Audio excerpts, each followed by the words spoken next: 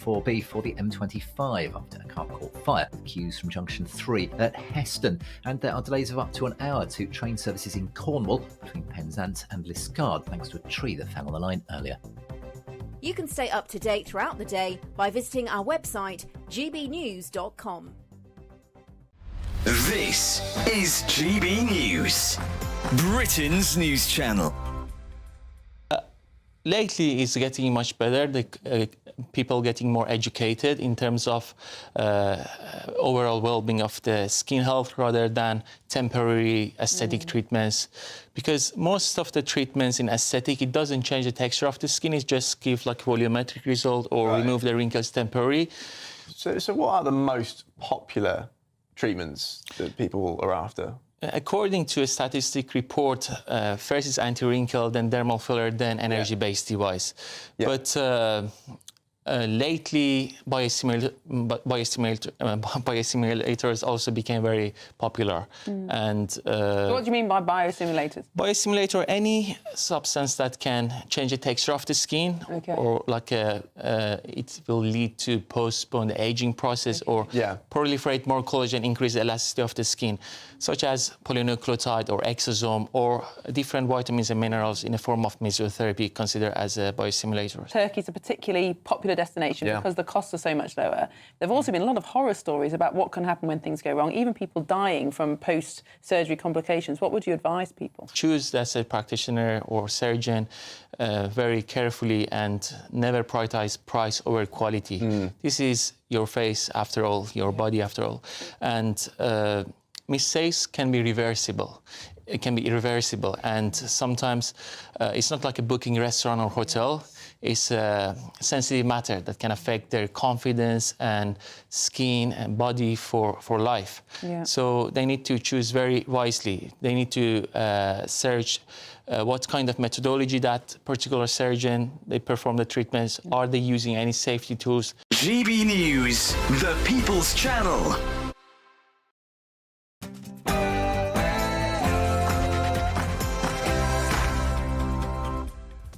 Good morning to you. It's 9:30 on Friday, February the 21st, live across the UK. This is Britain's Newsroom with me, Ben Leo, and Nana Akweer. Yes, good morning to you. Well, we kick things off with Elon Musk as he slams President Zelensky, the world's richest man, says it's right for Donald Trump to ignore the despised dictator in peace talks with Moscow. But Reform UK leader Nigel Farage disagrees with that description of the Ukrainian president. Zelensky is not a dictator, but it's only right and proper that Ukrainians have a timeline for election. Well, wading into the diplomatic war that's raging between the US and Ukraine, the leaders of France and the UK travel to Washington next week, hoping not to get caught up in the crossfire. Brexit betrayal. Britain will offer European countries an Australian-style youth mobility scheme as we apparently cosy up to Brussels. Transgender turmoil. Doctors who change gender have wrongdoing erased from public records.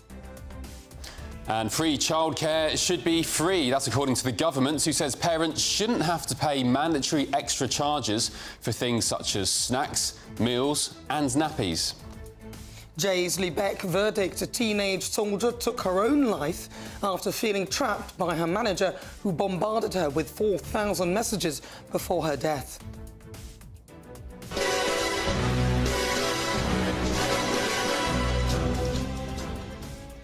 And James Bond shaken, but are you stirred? Amazon takes control of the 007 franchise.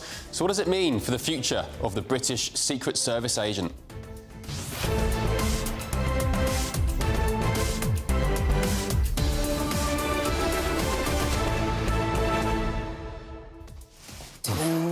Who's your... That works well, doesn't it? It did actually look quite good. Who's your GB News Bond? Who's your GB News Can I go first? Bond girl or villain? Bond girl. Bev Turner would make a good Bond girl. Ellie... whatever, yeah. Charlie Peters, I think, would make the best 007. Very smooth. Mark White sat here angrily gesticulating. Why isn't Mark White 007? But what about a Bond girl villain? Here he is. I think you'd make quite a good Bond.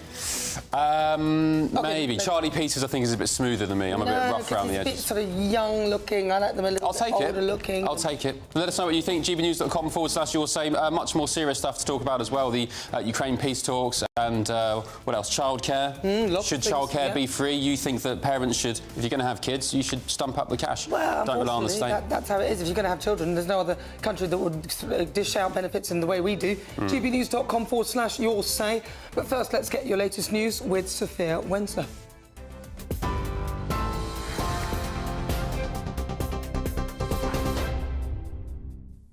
Ben, Nana, thank you. Your headlines at 9:32. Israeli Prime Minister Benjamin Netanyahu said Hamas will pay for failing to release the body of hostage Shiri Bibas as agreed. The IDF said it had instead received the remains of an anonymous body without identification and accused Hamas of violating the shaky ceasefire deal. 2 bodies were identified as her children, Kafir and Ariel Bibas, while the body believed to be Shiri's did not match the hostage and remains unidentified. Volodymyr Zelensky says he told Donald Trump's envoy his country needs a reliable and clear system of security guarantees before a peace deal can be struck with Russia. Ukraine's president met with retired US Lieutenant General Keith Kellogg in Kyiv last night as political tensions deepened between the two countries. It came as the White House cancelled a joint conference with Zelensky after Donald Trump dubbed him a dictator. Meanwhile, Elon Musk has accused Kyiv of being a massive graft machine feeding off the dead bodies of Ukrainian soldiers and said President Trump was right to ignore Zelensky in peace talks with Moscow. This all comes after Donald Trump stated Russia has the cards in any peace talks as it's taken a lot of the territory. Britain is set to offer European countries an Australian-style youth mobility scheme as part of Sir Keir Starmer's reset with Brussels. That's according to reports in the Times newspaper. The deal could bring tens of thousands of young EU workers and students to the UK for up to 3 years, while granting young Britons similar opportunities in Europe. Though it's understood that if the scheme were to be implemented, there would be a cap on the number allowed to enter Britain. That's despite the EU previously stating that mobility is not subject to a quota. In other news, domestic violence specialists have been placed in 999 control rooms after the death of a woman who was murdered by her ex-husband despite ringing police on the night she died. The pilot, known as Reneem's Law, has been launched in 5 pilot areas: the West Midlands, Northumbria, Northamptonshire, Bedfordshire and Humberside. It comes after 20-year-old Reneem Uday was murdered along with her mother, Koala Salim, at the hands of Miss Uday's ex-partner, Yanbaz Taran, and that's in 2018. On the night of the murders, she called West Midlands Police 4 times to register concerns for her safety, and the force had previously responded to 10 domestic abuse incidents linked to the case. And a Polish woman claiming to be Madeleine McCann has been charged with stalking and harassing Madeleine's parents. Julia Van Dult was arrested as she landed at Bristol Airport at around 8 p.m. on Wednesday night. She had travelled from Poland to meet a friend who lives in Cardiff, but police have now confirmed the 23-year-old has been charged with 4 counts of stalking. She has been remanded in custody to appear at Leicester Magistrates Court today. Those are the latest GB News headlines. More in half an hour. For the very latest GB News direct to your smartphone, sign up to News Alerts by scanning the QR code or go to gbnews.com/alerts.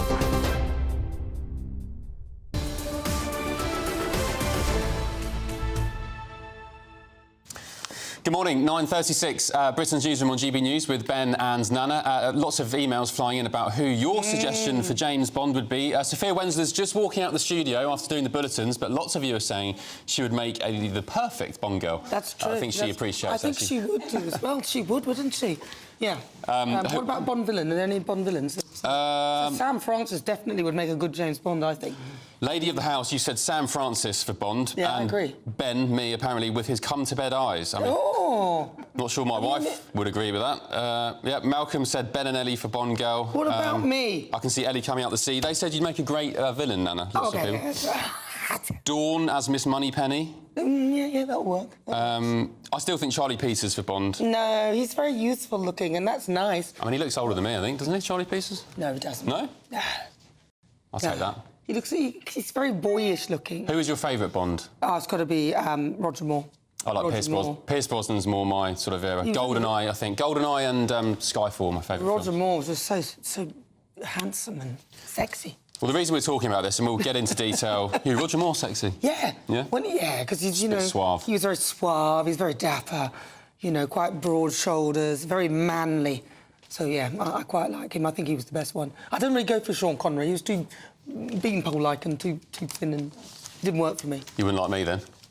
Well, no. Maybe if I met you in a bar or club? Yeah, So, I mean, I'd go away. A bit too beanpole-y for me. No, you're too young, darling, that's what it is. Right, anyway, the reason we're talking about Bond is because Amazon, of course, have bought the rights to it, so we'll talk about it properly later in the show. But, yeah, keep those comments and suggestions coming in. Somebody did say Mark White as Q, which is a pretty good shout.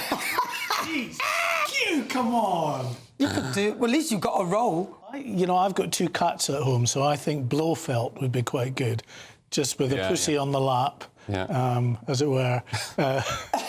Right. We'll leave it there. Well, there we go. Keep those comments coming. gbnews.com/your say. On to the more serious stuff now, because the White House has cancelled a joint conference with President Zelensky after Donald Trump dubbed his Ukrainian counterpart a dictator. Meanwhile, the world's richest man, Elon Musk, has waded in on the row, accusing Zelensky of being a fraud machine that feeds off the dead bodies of soldiers. So take a listen to what Reform UK leader Nigel Farage had to say about this yesterday. You should always take everything Donald Trump says seriously. You shouldn't always take things that Donald Trump says absolutely literally. Zelensky is not a dictator, but it's only right and proper that Ukrainians have a timeline for elections. So I wonder how Donald Trump will feel about those comments. I guess the good thing about Trump is he doesn't mind people openly speaking, and he actually forgave David Lammy for calling him... I won't even go into that. But joining us now, GB News is Home and Security Editor, Mark White. Mark, where did all this begin? Because I don't understand. I thought Donald Trump would possibly be more supportive of Zelensky, or even though he has got a good relationship with Putin. When did this sort of kind of friction between the two begin? Yeah, I mean, the thing about, Donald Trump is he's clearly very unfiltered. He doesn't, I know what you're talking about with Lammy and others who criticised him in the past. That's different, you can move beyond that. But in terms of direct criticism that's taking place in the moment, then you will get Donald Trump firing back, very significantly, and that's what we've seen. I think it really stems from the comments of Volodymyr Zelensky, and you could argue that, maybe Volodymyr Zelensky was quite right to say what he was saying, but remember, just in the middle of the week there, we got the words from Volodymyr Zelensky saying that he's not going to accept any deal for the US to share in the rare earth minerals that there are in Ukraine, and also that as far as he was concerned, the issues around Ukraine starting the war, because remember, that was, again, sort of words that came from Donald Trump in a news conference at the beginning of the week. Volodymyr Zelensky saying, well, the thing about Donald Trump is he's operating effectively in a disinformation bubble. Well, that has particular resonance for Donald Trump. He is, very, very sore after years and years of fighting a very bitter campaign, often in the courts, against accusations of collusion and Russian interference, etc. So there's no doubt he's responded badly to that. In fact, his national security advisor in a White House briefing last night said that the president was deeply hurt and angry at the comments from Volodymyr Zelensky, because I think from Trump's point of view, he obviously is thinking we've given billions and billions of dollars worth of aid to the Ukrainians. He maybe expected Volodymyr Zelensky just to be a bit more passive and, not necessarily as openly critical of Mr. Trump as he was. So this is where we are at the moment. Not just Donald Trump opening fire back in very, very significant terms diplomatically at Zelensky, but now, of course, last night, those words from Elon Musk, even more profound, calling him this graft machine feeding off the bodies of dead soldiers. And it's difficult to see at the moment how we can go into a process of negotiations that the Ukrainians can feel that the US is an honest broker on that. If that is what we're getting from top officials in the White House, the saving grace here, I think, is any negotiations are going to be quite a way down the road still. There's a lot to be ironed out before we get to that point, and hopefully things can be smoothed over in the meantime. Mark, just very quickly, Secretary of State Marco Rubio was saying in an interview, by the way, he echoed those sentiments from the National Security Advisor, Elon Musk as well, saying that Zelensky had met with them, had a good faith agreement and a discussion about how to proceed, and then the next minute Zelensky's going around, this is his words, running his mouth and trying to hustle. So I think that is certainly the party line. What do you make of the US's involvement with regards to ending the war? Does Ukraine need the US? Can they continue the war without US help? Because Marco Rubio was saying they would have lost this war a long time ago without us. If the US pulls out all funding now and all support, would Ukraine definitively lose the war, if they haven't already? Yeah, I cannot see for the life of me how Europe could support Ukraine single-handedly, as continental support. With the absence of the US. The US is the biggest provider, of course, of that military aid. And at the moment, that's just keeping Ukraine in the fight. It's not allowing them to have any kind of decisive victory in the battle space. In fact, the opposite. We've got slowly but surely Russian encroaching, just inch by inch into Ukrainian territory. So you would have to have a very significant about turn from the Europeans in terms of their own defence spending, but also in their commitment to the defence spending and military equipment that they offer Ukraine. And yes, of course, there's been the likes of the UK and France and Germany talking about long-term guarantees for Ukraine's future, but they would have to at least double the military aid that they're giving to Ukraine. Are they really going to be in it for the long term? I'm not sure. So just to be blunt then, sorry, finally, because we're running out of time, just to be quite frank, is it the case then that Zelensky and Ukraine don't have a choice? They'll do what the United States agrees with Russia? Well, they might have a choice. He might decide to bravely battle on, but he would be battling on, I think, into oblivion. OK. Mark White, Home and Security Editor, thank you very much. All right, thank you very much, Mark. Up next, a shocking new poll finds out how many Brits are worried about heating their homes. But first, if you're in search of some winter sun, here's the forecast of some of the top European holiday destinations. I hope it doesn't rain. Don't worry about it. It'll spoil our holiday. Relax, we're totally covered. All Clear Travel Insurance sponsors GB News Travel Destinations Forecast. Storm Coral will be affecting eastern parts of the Mediterranean, bringing in a cold plume, so below average temperatures. These are set to affect Athens, parts of Santorini, so feeling cold here. But as we move our way further west, milder, yes, but some unsettled weather on the cards. Some rain affecting Nice, Barcelona, also parts of Portugal. But Madeira and Tenerife staying largely dry, and that remains the way into next week. Also the best of the temperatures, and temperatures improving across Santorini. All Clear Travel Insurance sponsors GB News Travel Destinations Forecast.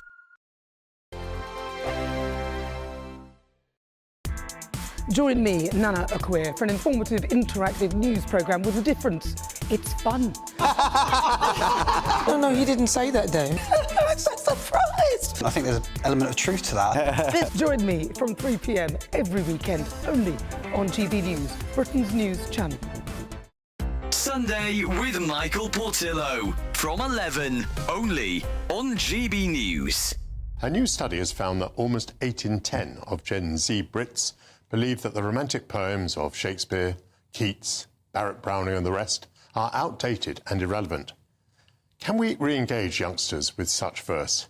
Can the Gen Z audience become infatuated with love poetry? Joining me now is the Professor and Chair of English at the University of Virginia, Andrew Stauffer. Andrew, welcome to GB News. Good to see you. Good to see you, Michael. Thank you for having me. What is it that a poet does with language and in love, with language and with love, to express love better than any other way in which it can be expressed? Yeah, it's a good question. I mean, it is, it's relying on language as being the primary way that we get in touch with our feelings, that, poetry is the language art par excellence. And so it's the assumption that the more we can use our words to talk about our feelings, the deeper, more pleasurable, more available those feelings actually are to us. And so in a certain way, reading poetry, not only we recognize our feelings, we even catch feelings from art, from poems, from songs, from stories. There's a way that even our own most personal relationships are structured by the culture that we have grown up in and that we've been immersed in. And so it really can be an aid, or at least a transformative experience to encounter language, to give yourself words for your own very private feelings that turns out have been felt by other people going all the way back to Sappho and Catullus and Horace and through Shakespeare and through the whole English tradition. So that can be galvanizing as well, really kind of eye-opening to know that you're not alone in your feelings. GB News, the People's Channel. In the GB Newsroom, we bring you the news as it happens. With our team of dedicated journalists across the UK, we're ready to keep you up to date with what's happening every half an hour, every single day. Bulletins here on GB News, the People's Channel, Britain's news channel. I'm Christopher Hope. From pop stars to politicians, I'll interview anybody in a pub who's got a political opinion. Join me every Friday on Spotify, Apple Podcasts, YouTube or gbnews.com, or wherever you get your podcasts. This is GB News, the People's Channel.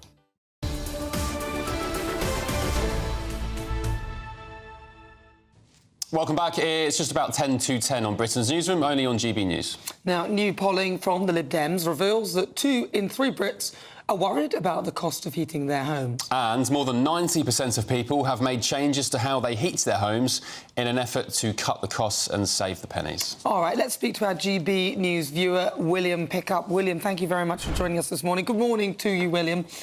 All right, William. But how are you feeling? Are you worried about heating your home? Or do you identify with this research from the Lib Dems?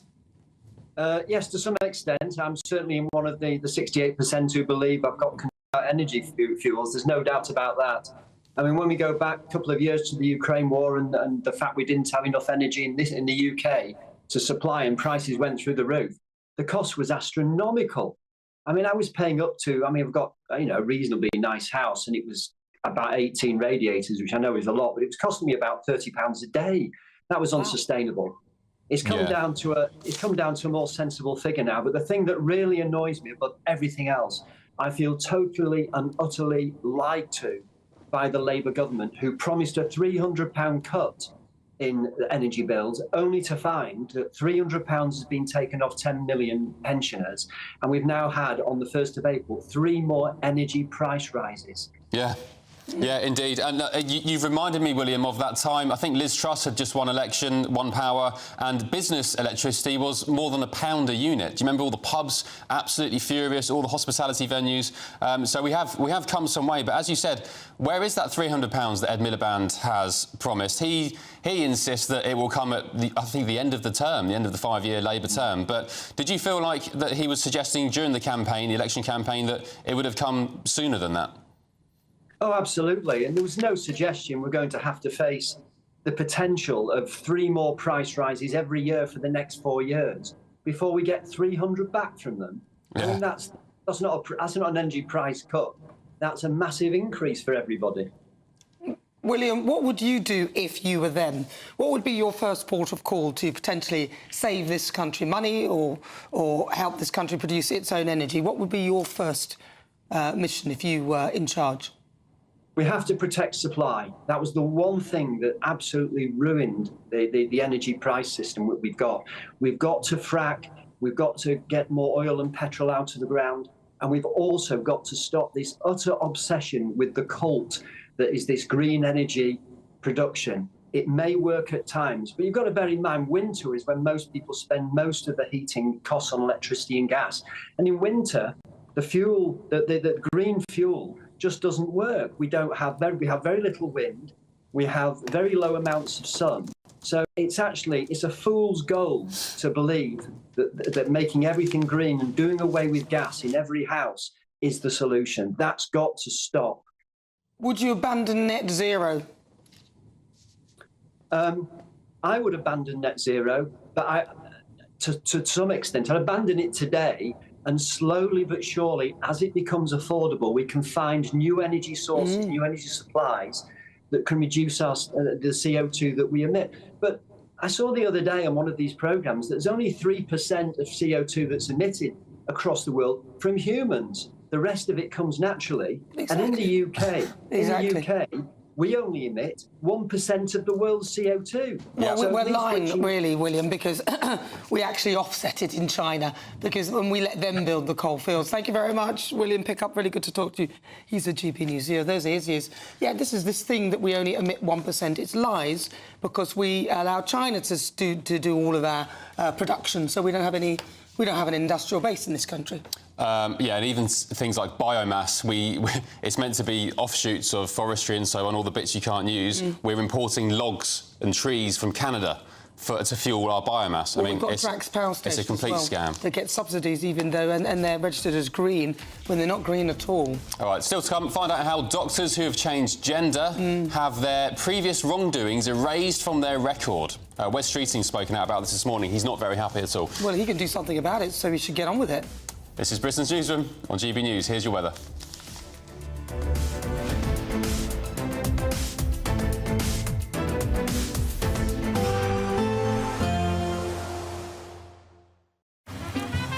Despite the morning rain, it'll be a nice, warm, cosy day ahead.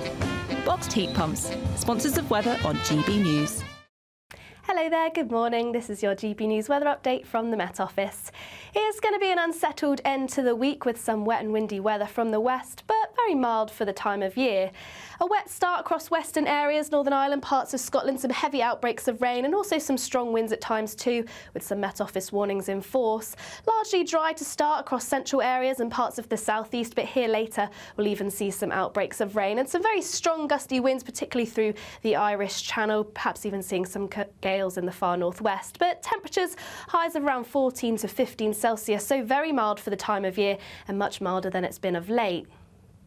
So to end the day, there's still going to be plenty of wet and windy weather across parts of Scotland. Still a chance of some rather heavy outbreaks of rain, particularly across northern parts of Scotland. And a fair few showers starting to move into western coast too. These could be heavy with some hail and thunder. Similar across Northern Ireland, seeing some showers. It should start to turn largely dry across northern parts of England. Parts of Wales and the southwest should see some drier spells, but rain lingering on across the very far southeast.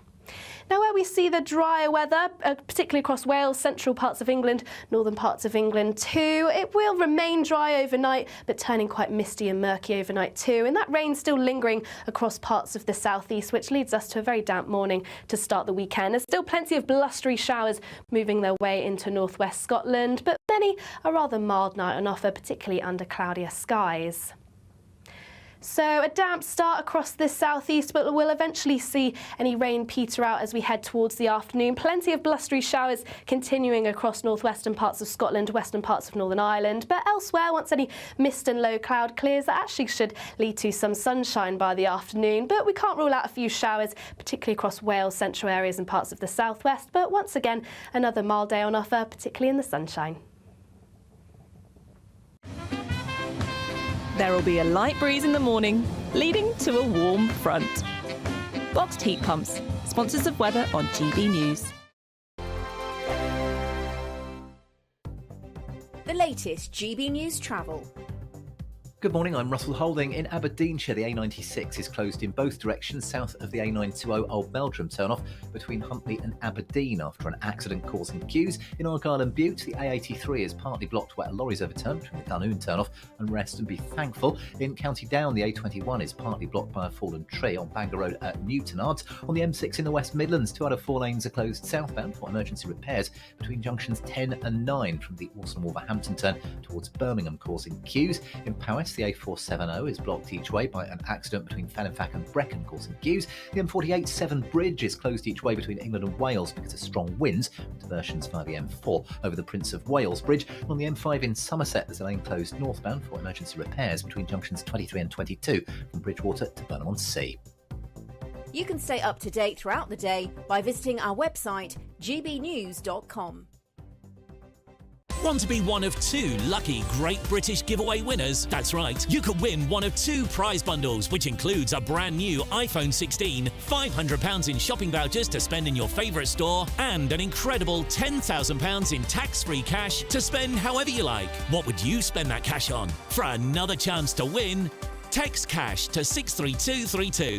One entry costs £2 plus 1 standard network rate message, or text bonus to 63232. 5 entries cost £5 plus 1 standard network rate message. Go to gbnews.com/win. Entries start from just £2. Call 0903 681 3232. Calls cost £2 plus your network access charge, or post your name and number to GB11 PO Box 8690 Derby DE1 9TT. UK only. Entrance must be 18 or over. Lines close at 6 p.m. on the 7th of March. Please check the closing time if listening or watching on demand. Good luck.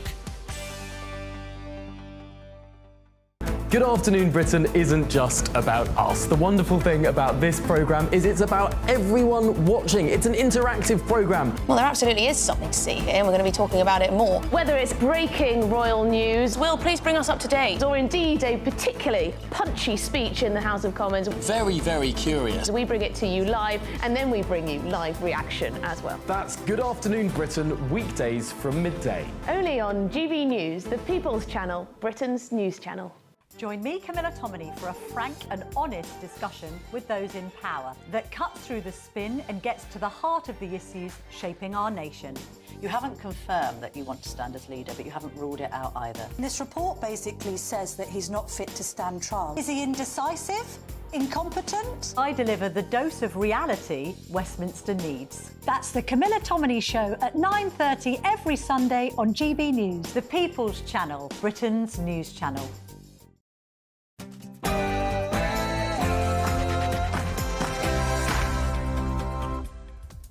Good morning. It's Friday, the 21st of February. We are live across the United Kingdom. It is 10 o'clock. This is Britain's Newsroom with Ben Leo and me, Nana Acquia. Morning to you. Thank you for your company. Elon Musk slams Zelensky. The world's richest man says it's right for Donald Trump to ignore the, quote, despised dictator in peace talks with Moscow. But Reform UK leader Nigel Farage disagrees with that description of the Ukrainian president. Zelensky is not a dictator, but it's only right and proper that Ukrainians have a timeline for election. Brexit betrayal. Britain will offer European countries an Australian-style youth mobility scheme as we cosy up to Brussels. Does the betrayal continue? Elsewhere, transgender turmoil. Doctors who change their gender have any wrongdoing from their public records erased. Wes Streeting, the Health Secretary, has something to say about it. Jaisley Beck verdict. A teenage soldier took her own life after feeling trapped by her manager, who bombarded her with 4,000 messages before her death. And free childcare should be free. That's according to the government, who says parents shouldn't have to pay mandatory extra charges for things such as snacks, meals and nappies. Yes, but who will pay for it?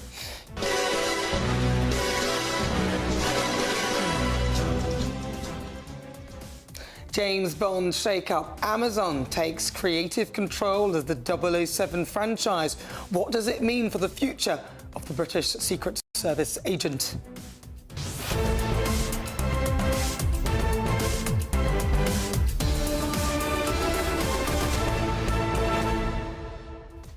So do you see it as a betrayal if there is some sort of Euro-style...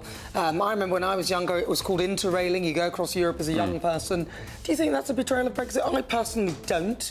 If it's just interrailing and you can buy a ticket and it allows you to do that, I'd say that's a good negotiation. I'd say in isolation, no, it's not a Brexit betrayal. But when you consider what this government and Keir Starmer particularly is doing in addition to that, then yes, it's very clear that Labour are cozying back up to the EU. I think they've said, obviously, that they would never have another vote on it. They wouldn't rejoin the single market. But, for example, they're adopting, in the headlines yesterday, they're adopting new laws, or EU laws, sorry, going back to them on food standards, on animal welfare, things like that. But aren't we mirroring a lot of their stuff anyway? Yeah. So that it should be easy to trade because we're mirroring a lot of the rules. I don't have a problem with us mirroring some of the rules, but I do have a problem if we're mirroring them and then they're not enabling a level of free trade. Yeah. You know what I mean? That's a good point. If you're going to copy and mirror the rules, we don't have to be in it to be part of it, in a sense, for trade, then trade should be free. Do you know what the biggest Brexit betrayal is? 17.4 million people voted primarily, other things as well, but primarily for immigration, for strong borders. Take back control was the slogan. And what's happened since then? Absolute disgrace, a massive betrayal, the complete opposite. Millions and millions of people. Yeah, it is shocking. And that's across all parties, by the way. That's the Tories primarily, but Labour, of course, now as well, continue the trend. But also their woeful mismanagement of Brexit and their lack of desire to make sure that it was a success. But what are your thoughts? gbnews.com/your say. But first, let's get your latest news with Sophia Wensler.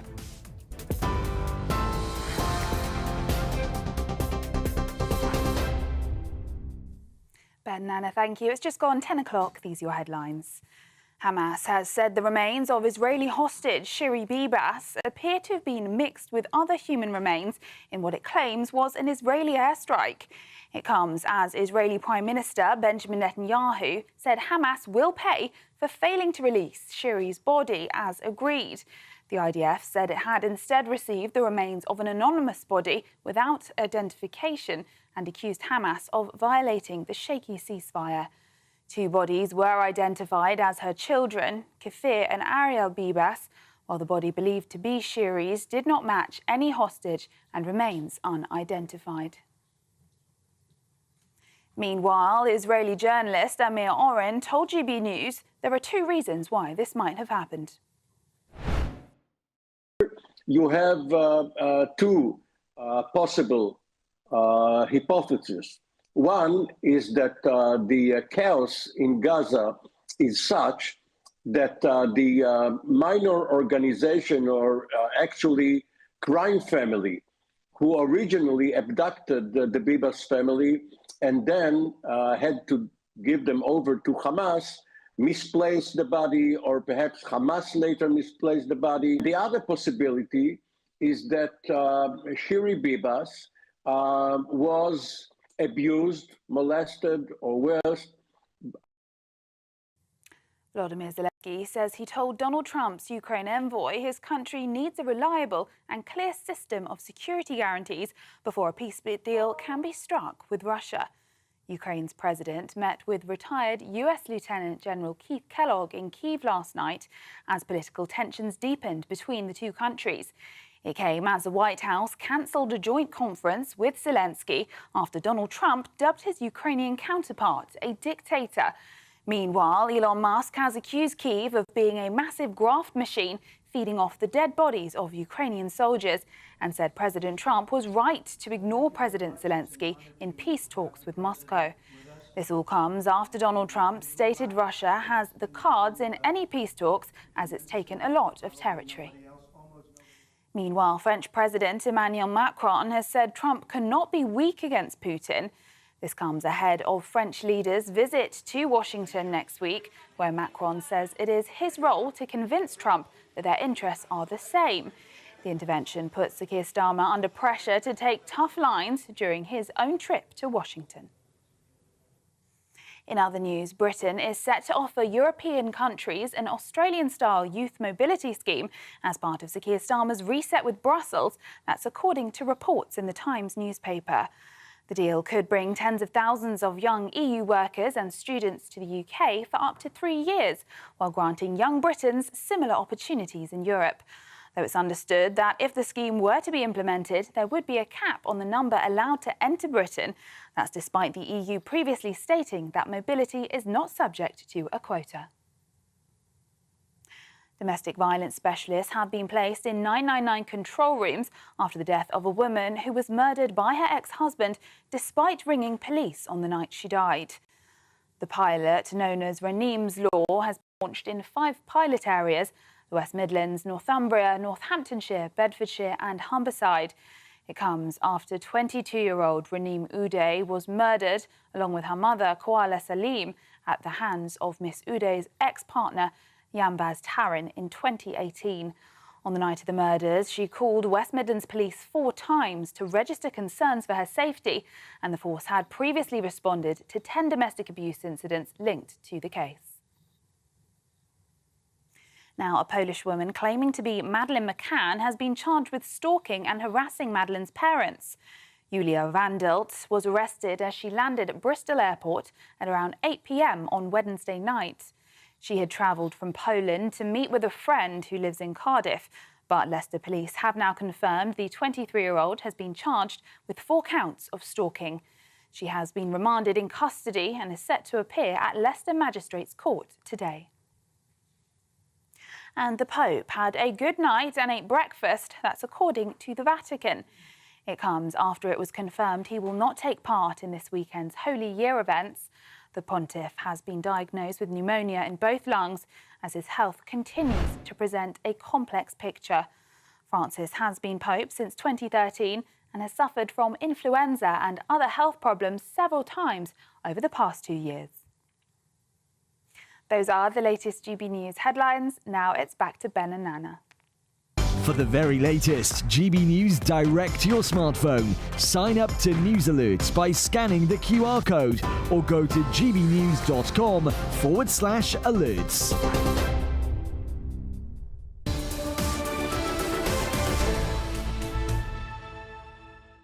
Thank you, Sophia, and good morning to you. Thank you for your company. This is Britain's Newsroom with Ben Leo and Nana Akweer. We've just been looking at the Sun front page this morning, haven't we, Nana? Yeah, now it says that the former BBC News presenter Hugh Edwards still hasn't paid back the £200,000 he was paid by the broadcaster following his arrest.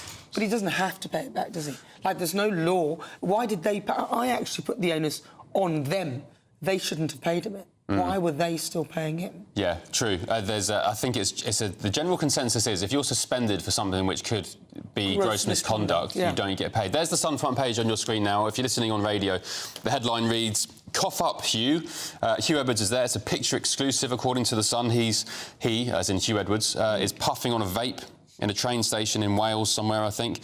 And it reads, "Pedo spotted spluttering on vape, and he still hasn't paid back the 200k salary to the BBC." By the way, I will add, he's also getting his 300k a year BBC pension, paid for by the licence fee payers, you and I, because there was no morality clause in his contract.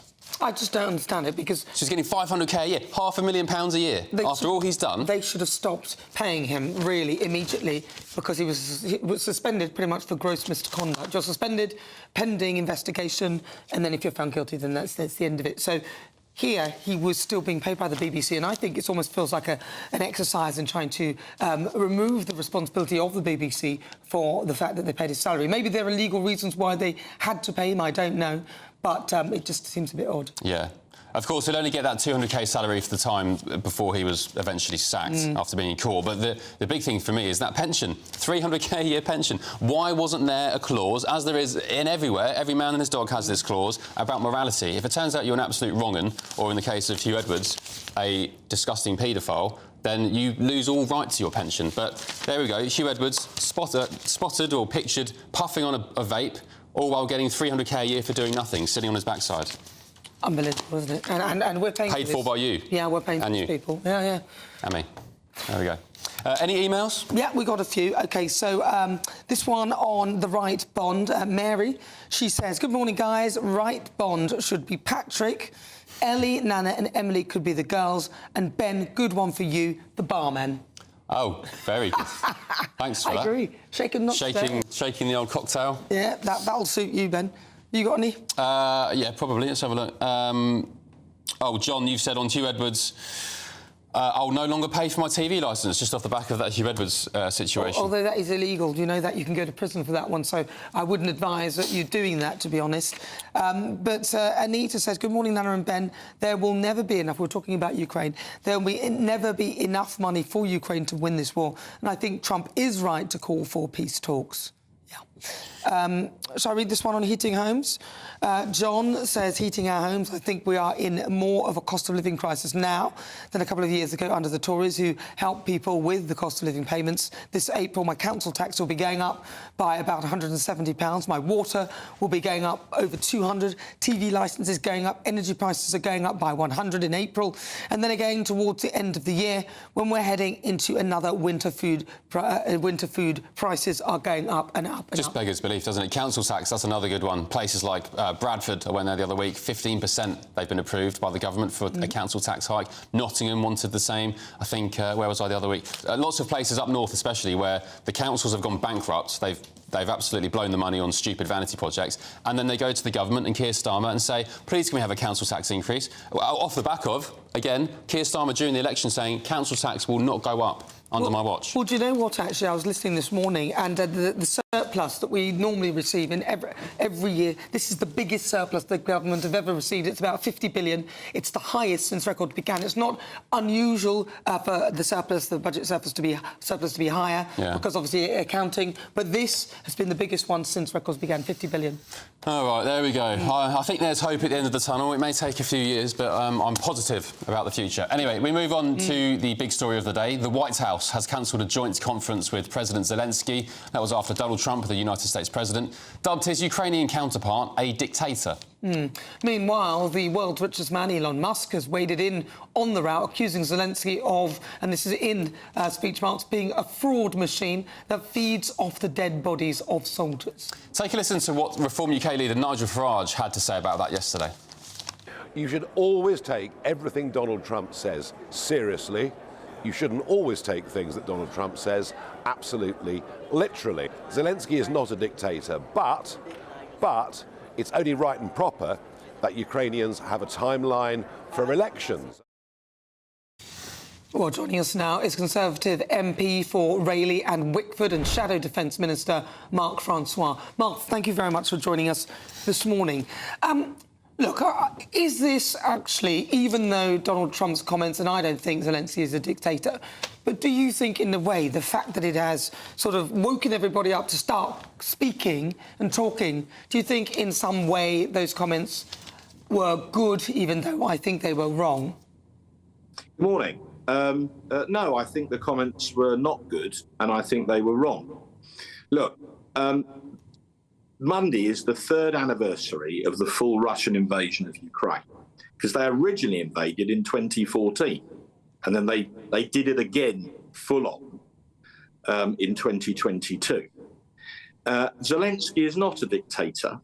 They thought they would overrun Kyiv. They obviously wanted to kill or capture him. He was offered, a helicopter ride out of his capital, and he famously replied, "I don't need a ride. I need ammunition." That was, if you like, Churchillian defiance. Those were not the words of a dictator. The dictator is Vladimir Putin.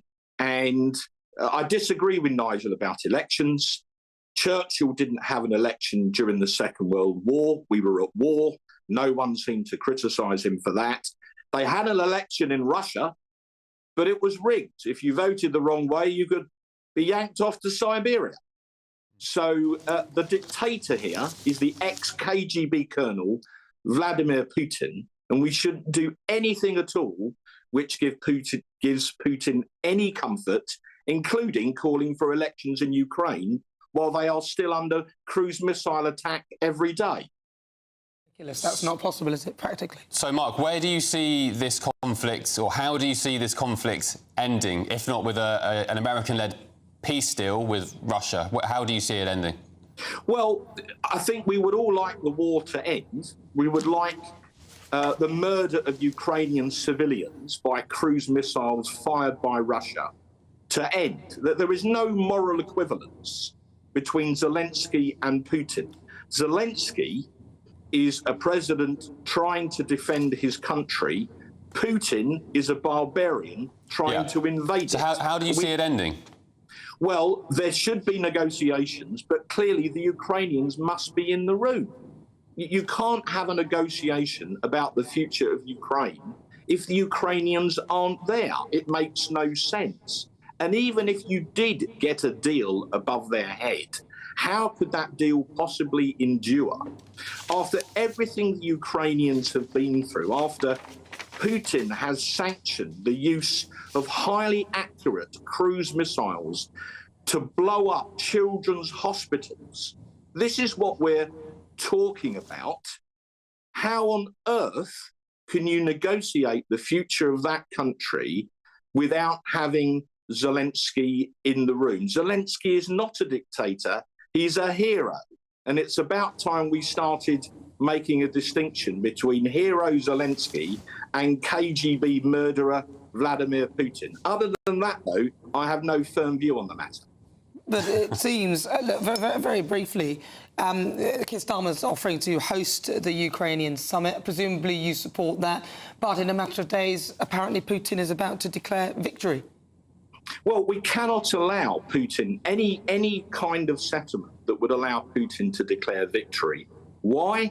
Because he'd just wait a few years and then he'd have another go. His tank factories now are working 3 shifts. Russia is now a full-on war economy. They're expanding their army to 1.5 million soldiers. There's a real threat to the West. And I think it is fair to remind President Trump that Article 5, the mutual defence clause in NATO, the one that says an attack on one is an attack on all, it underpins the whole rationale for the organisation, was invoked once by America after 9/11. After the murder of those people in the Twin Towers, Bush invoked Article 5. He asked NATO nations to come to America's aid. Britain stepped up almost immediately. And within weeks, our special forces and their special forces were killing terrorists in the caves of Bora Bora. So for the record, when Article 5 was invoked by America, the Brits turned up pretty damn quick. And I think it's worth reminding the White House of that.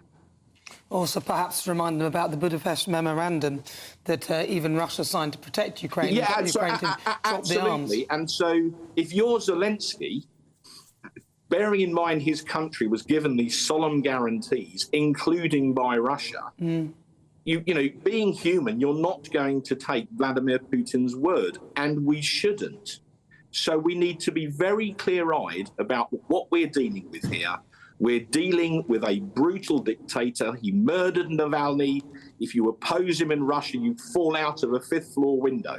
There is no moral equivalence at all between Vladimir Putin and President Zelensky. And if there's going to be, if the Prime Minister can host a summit in London to help bring the war to an end, that is all well and good, but there's no point doing it unless the Ukrainians are present and represented. Otherwise, you risk doing a deal above their heads, one that will not endure. The Ukrainians must be in the room. All right. Yeah, Mark, we're just running out of time quickly, but you're saying, I mean, for me, that goes above Keir Starmer's station. How is Keir Starmer going to end this war when the United States are going their own way? They are the ones pulling the strings here. They're the ones who have been the biggest funders to Ukraine. I mean, what does the Prime Minister think he's going to do without the backing of Donald Trump? Well, it is true that America has given the most support to Ukraine. But, you know, Europe has given a great deal of support too. Relative to the size of our army, we in Britain have given Ukrainians more kit than anyone else. It was our British-made NLAWs that we trained Ukrainians to use that stopped the Russian tank columns overrunning Kyiv in the first place, because we started training Ukrainians in Britain from 2014 onwards, after Russia had invaded the Donbass and the Crimea. So, and a lot of the credit for that must go to Ben Wallace, who was a Conservative Defence Secretary for 4 years. And he fought the blob in Whitehall, he fought the Foreign Office bureaucracy, He made sure the Ukrainians were supplied with the NLAWs and, crucially, trained to use them. Those anti-tank ambushes we saw 3 years ago, where the first tank in the column would blow up and the last one, and then all the others were taken out within a minute. That takes months and months of training. We trained them to do it. We are should be running out of proud time, Mark, so we honestly have to leave it there. But it's thank you very much for your thoughts. That is Mark Francois. He's the Conservative MP for Rayleigh and Wickford and Shadow Defence Minister. Thanks, Mark. Interesting conversation. Right, now, up next, find out how much of your money, taxpayer cash, is being used on interpreters for benefit claimants. Unbelievable. Brace yourself. You're with Britain's Newsroom on GB News. Ridiculous.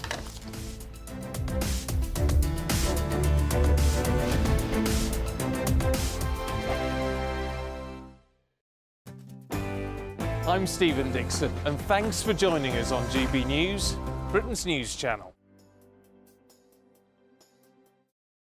If you want your news to be straight talking... This is a nightmare for the Conservatives again. Down to earth. It's not just Nottingham where this is happening, is it? And most importantly, honest. Hard-working, middle-class taxpayers, they'll get the book thrown at them. Then catch me, Martin Daubney, Monday to Friday, 3 till 6 p.m. on GB News, Britain's news channel.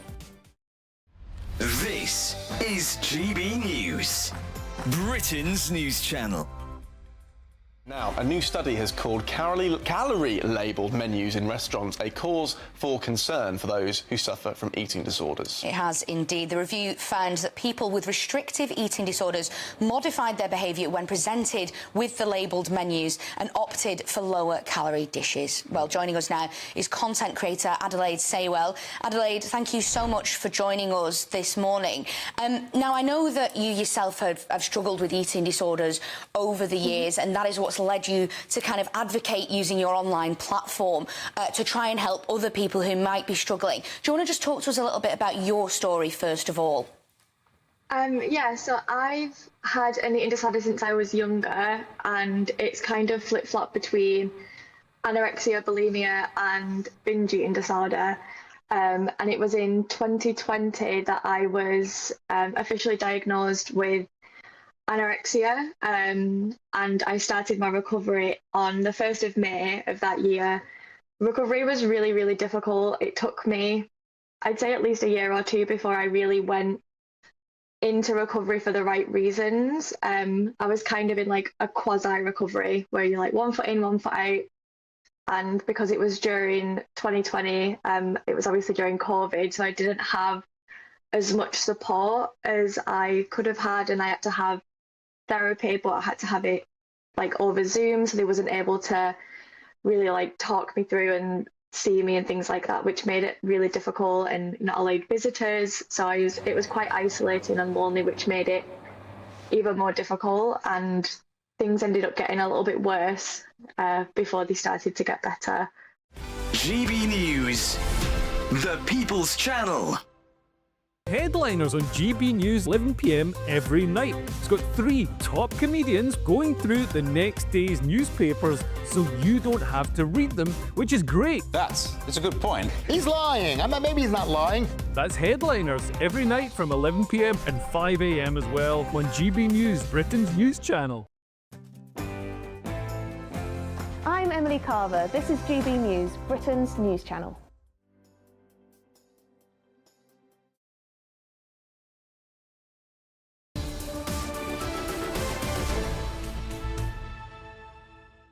Good morning. Welcome to Britain's Newsroom on GB News. We're live on TV, online and on digital radio. Joining us, political commentator Andy Williams and GP writer Dr. Rennie Hondekamp in the studio.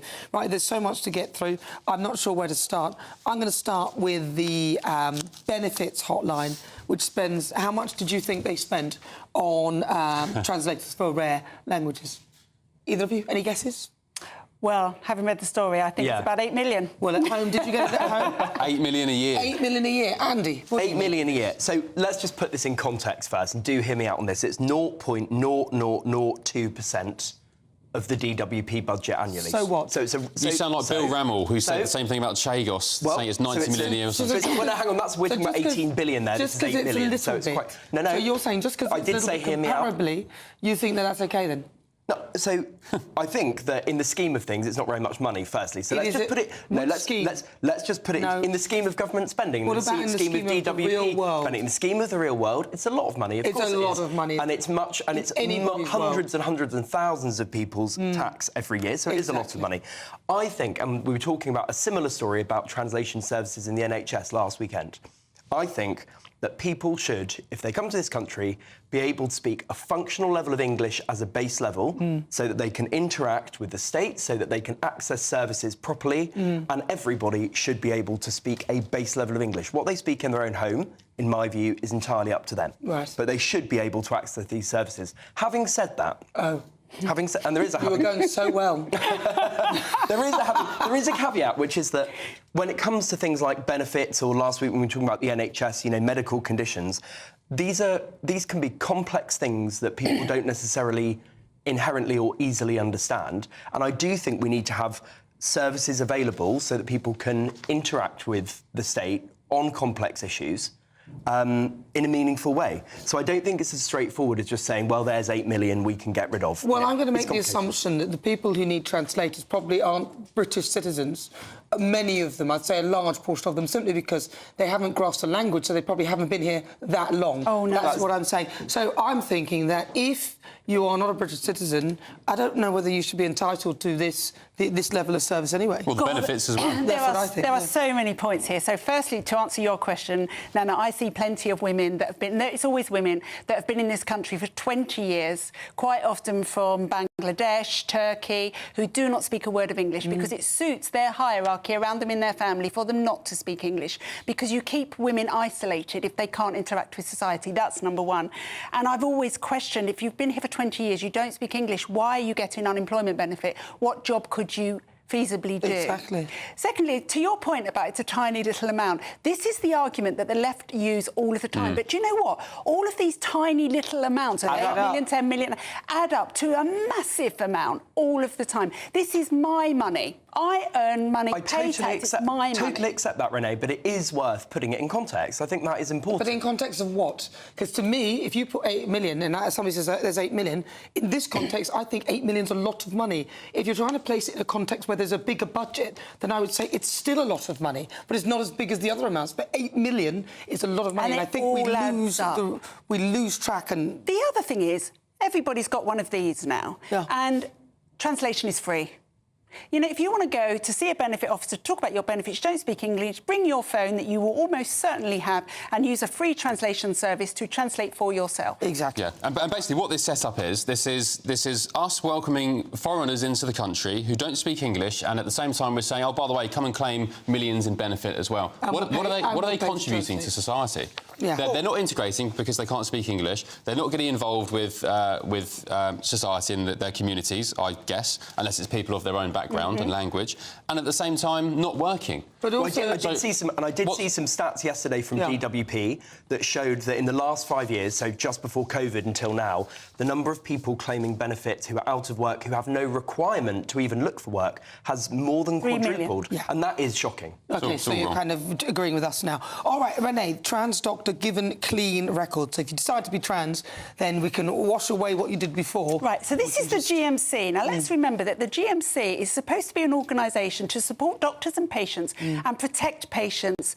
It's a safeguarding organisation, where suddenly they've decided, because they are completely captured by this trans ideology, that 62 doctors have been able to change their sex and to have their GMC number changed. Now, you get your GMC number the day that you qualify, and it stays with you for life. And anything that you do along the way, if I got investigated for mistreating a patient, damaging a patient, it would be on my record. But if I suddenly decide I want to become a man, I can actually go to the GMC and get a new number, and everything that happened before is gone. So that's the first worry. Are there checks and balances, so anyone can do it? I could just say it now and that's it? You have to just say that you are trans. You have to prove that you have transitioned and are living as the other sex. So you have to have the medical procedure. No. You can't just... No. Oh, you can just say I'm a man? Yes. So you can just turn up and say, oh, today I'm Roger Honda. So Dr Beth Upton, who is in court currently, Employment Tribunal, with Peggy in Scotland has not had surgery at all, but has got a new GMC number as a female doctor. But you can't do that normally. Hang on, you can't do that normally, though. So, if I'm a doctor and I'm a female, and I say, well, I just want a new number, I can't have that. No, you can't have a new number. Your number follows you. Your number is your fingerprint. But there are other worrying things about this, because A, it could be an incentive for a doctor who actually has got a tricky record to change. But B, if a woman really wants to make sure that she only has a female doctor, she can go onto the register today, she can look me up and see that I am female. But am I? Because she's got no way of telling if I'm really a man. And the worst thing is, these are people who are dealing with biology and biological reality. If they're prepared to just sort of wash that away just for the sake of pacifying a very small minority of people, I find that disconcerting. Well, it sounds like the Health Secretary was pretty shocked when this was relayed to him, because Wes Streeting has come out and said, I hope the GMC find a workaround. They need to make reassurances that they'll address this. And I think this for me is not... What does he mean, a workaround? He's the Health Secretary. He should instruct them to change it and leave the same number. That's what I would do. Oh, well, there's a workaround. What are you talking about? I think that's effectively what he's saying. No, it's not what he said. It might be effectively your interpretation of it, but he should be specific and he should take action. That's what his job is. Well, I think what he's saying is the GMC should take action, and if they don't, well, then no, he should take action. If they don't, then presumably... take action. Well, if they don't, then presumably he will take action. Just tell them to do it. This is actually duplicated in the NHS. When a patient decides that they are a different sex, they get a new NHS number. So you, Andy, might be a woman. You come into hospital to see me. I don't know that you're really a woman,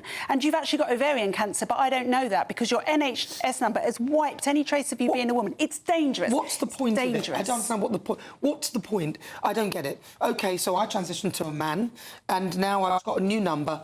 What's the point? Why shouldn't people know what I did before? What's the problem? Because it might hurt your feelings. I agree with that. I don't think this is about trans rights. This is about common sense. And common sense position shows that if the system that has been going on for X many decades is that you have one number that follows you for life, that makes complete sense because that has your record attached to it, then your record should follow you, regardless. Oh, yeah. And Andy Williams and also Dr. Rennie Humdenkamp, they'll be back in an hour. I say, Wes... I was going to say grow a pair, but I don't think you're allowed to say that. So I have to say, get on with it. Right, let's get your latest news headlines with Sophia Windsor.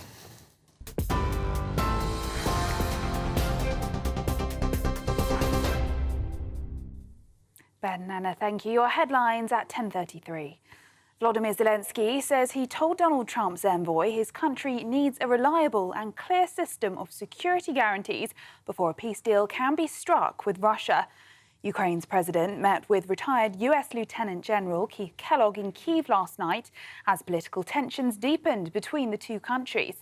It came as the White House cancelled a joint conference with Zelensky after Donald Trump dubbed him a dictator. And Elon Musk has accused Kyiv of being a massive graft machine feeding off the dead bodies of Ukrainian soldiers and said President Trump was right to ignore Zelensky in peace talks with Moscow. This all comes after Donald Trump stated Russia has the cards in any peace talks as it's taken a lot of territory. Hamas has said the remains of Israeli hostage Shiri Bibas appear to have been mixed with other human remains in what it claims was an Israeli airstrike. It comes as Israeli Prime Minister Benjamin Netanyahu said Hamas will pay for failing to release Shiri's body as agreed. The IDF said it had instead received the remains of an anonymous body without identification and accused Hamas of violating the shaky ceasefire. 2 bodies were identified as her children, Kafir and Ariel Bibas, while the body believed to be Shiri's did not match any hostage and remains unidentified. Meanwhile, Sinn Féin are set to boycott White House St. Patrick's Day celebrations over Trump's stance on the Israel-Gaza conflict. The party leader, Mary Lou McDonald, has said she will not attend an event at the White House around St. Patrick's Day over a principled stance against the threat of mass expulsion of the Palestinian people from Gaza. However, no invites have yet been officially issued. Domestic violence specialists have been placed in 999 control rooms after the death of a woman who was murdered by her ex-husband despite ringing police on the night she died. The pilot, known as Ranim's Law, has been launched in 5 pilot areas: the West Midlands, Northumbria, Northamptonshire, Bedfordshire and Humberside. It comes after 22-year-old Raneem Uday was murdered along with her mother, Koala Salim, at the hands of Miss Uday's ex-partner, Yambaz Tarin, in 2018. On the night of the murders, she called West Midlands Police 4 times to register concerns, and the force had previously responded to 10 domestic abuse incidents linked to the case. And a Polish woman claiming to be Madeleine McCann has been charged with stalking and harassing Madeleine's parents. Julia Vandelt was arrested as she landed at Bristol Airport at around 8 p.m. on Wednesday night. She had travelled from Poland to meet with a friend who lives in Cardiff, but police have now confirmed the 23-year-old has been charged with 4 counts of stalking. She has been remanded in custody to appear at Leicester Magistrates Court today. Those are the latest GB News headlines. More in half an hour. For the very latest GB News direct to your smartphone, sign up to News Alerts by scanning the QR code or go to gbnews.com/alerts.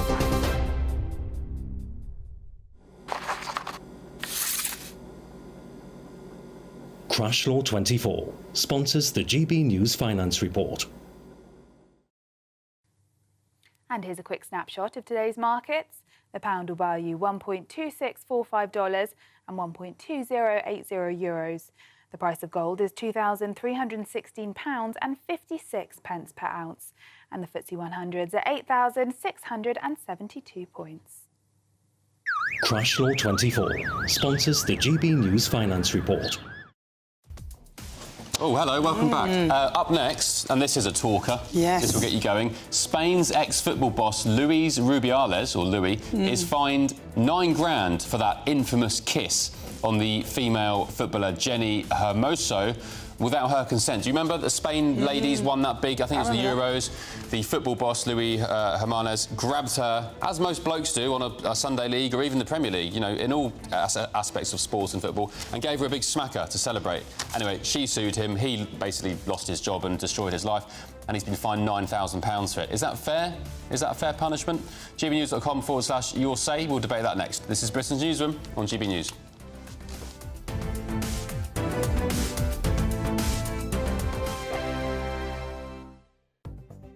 The latest GB News travel. Good morning, I'm Russell Holding. In Aberdeenshire, the A96 is closed in both directions south of the A920 between Huntley and Aberdeen after an accident causing delays. In Argyll and Bute, the A83 is partly blocked, where a lorry is overturned between the Dunoon turn-off and Rest to be Thankful, causing delays. On Merseyside, Queen's Drive at Stonycroft is closed eastbound because of an accident. The A1 in Rutland's partly blocked southbound just after Empingham, causing queues. On the M6 in the West Midlands, the outside lane's closed southbound for emergency repairs between junctions 10 and 9 from the Walsall-Wolverhampton turn towards Birmingham, causing queues. Powys, the A470 is partly blocked by an accident between Fellinfack and Brecon, causing queues. The M48-7 bridge is closed each way between England and Wales because of strong winds. Diversions via the M4 over the Prince of Wales Bridge. On the M5 in Somerset, there's a lane closed northbound for repairs between junctions 23 and 22 from Bridgewater to Burnham-on-Sea. You can stay up to date throughout the day by visiting our website, gbnews.com. Mornings don't have to be tiresome, especially if you have the right company. Wake up to news as it happens, opinion and debate, and of course, a little bit of entertainment too. Because when the kettle's on, we're on. That's Breakfast on GB News, a show worth waking up for. Every morning from 6 a.m. Only on the People's Channel, Britain's news channel. We'll spread the news, you spread the word. Good Afternoon Britain isn't just about us. The wonderful thing about this programme is it's about everyone watching. It's an interactive programme. Well, there absolutely is something to see here, and we're going to be talking about it more. Whether it's breaking royal news, Will, please bring us up to date. or indeed a particularly punchy speech in the House of Commons, Very, very curious. we bring it to you live, and then we bring you live reaction as well. That's Good Afternoon Britain, weekdays from midday. Only on GB News, the People's Channel, Britain's news channel. Hi, I'm Michelle Dewberry, and my show is your opportunity to cut through all the noise and dive in headfirst to some robust debates. Ideas clash. Situation, No, because the failure is you're deliberately avoiding my point. Nothing's held back, And if you think this is the end of it, wait for more. and we do not shy away from the difficult stuff. Sometimes I want to shake people and say, if only you understood. So join me on Jubes & Co. weeknights at 6 p.m, only on GB News, Britain's news channel. It's Patrick Christie's Tonight, and here we do things differently. It's explaining the absolute madness of this, doesn't it? It's explosive. I mean, this is very good. It's lively. 850. Your government sat there, Sean, and it did nothing. It's controversial. And the Middle East has been in turmoil since before I was born. It's everything you need to kickstart your evening. Everyone's had their Weetabix tonight. I love to see it. That's Patrick Christie's Tonight, weeknights from 9 p.m. Only on GB News, the People's Channel, Britain's news channel.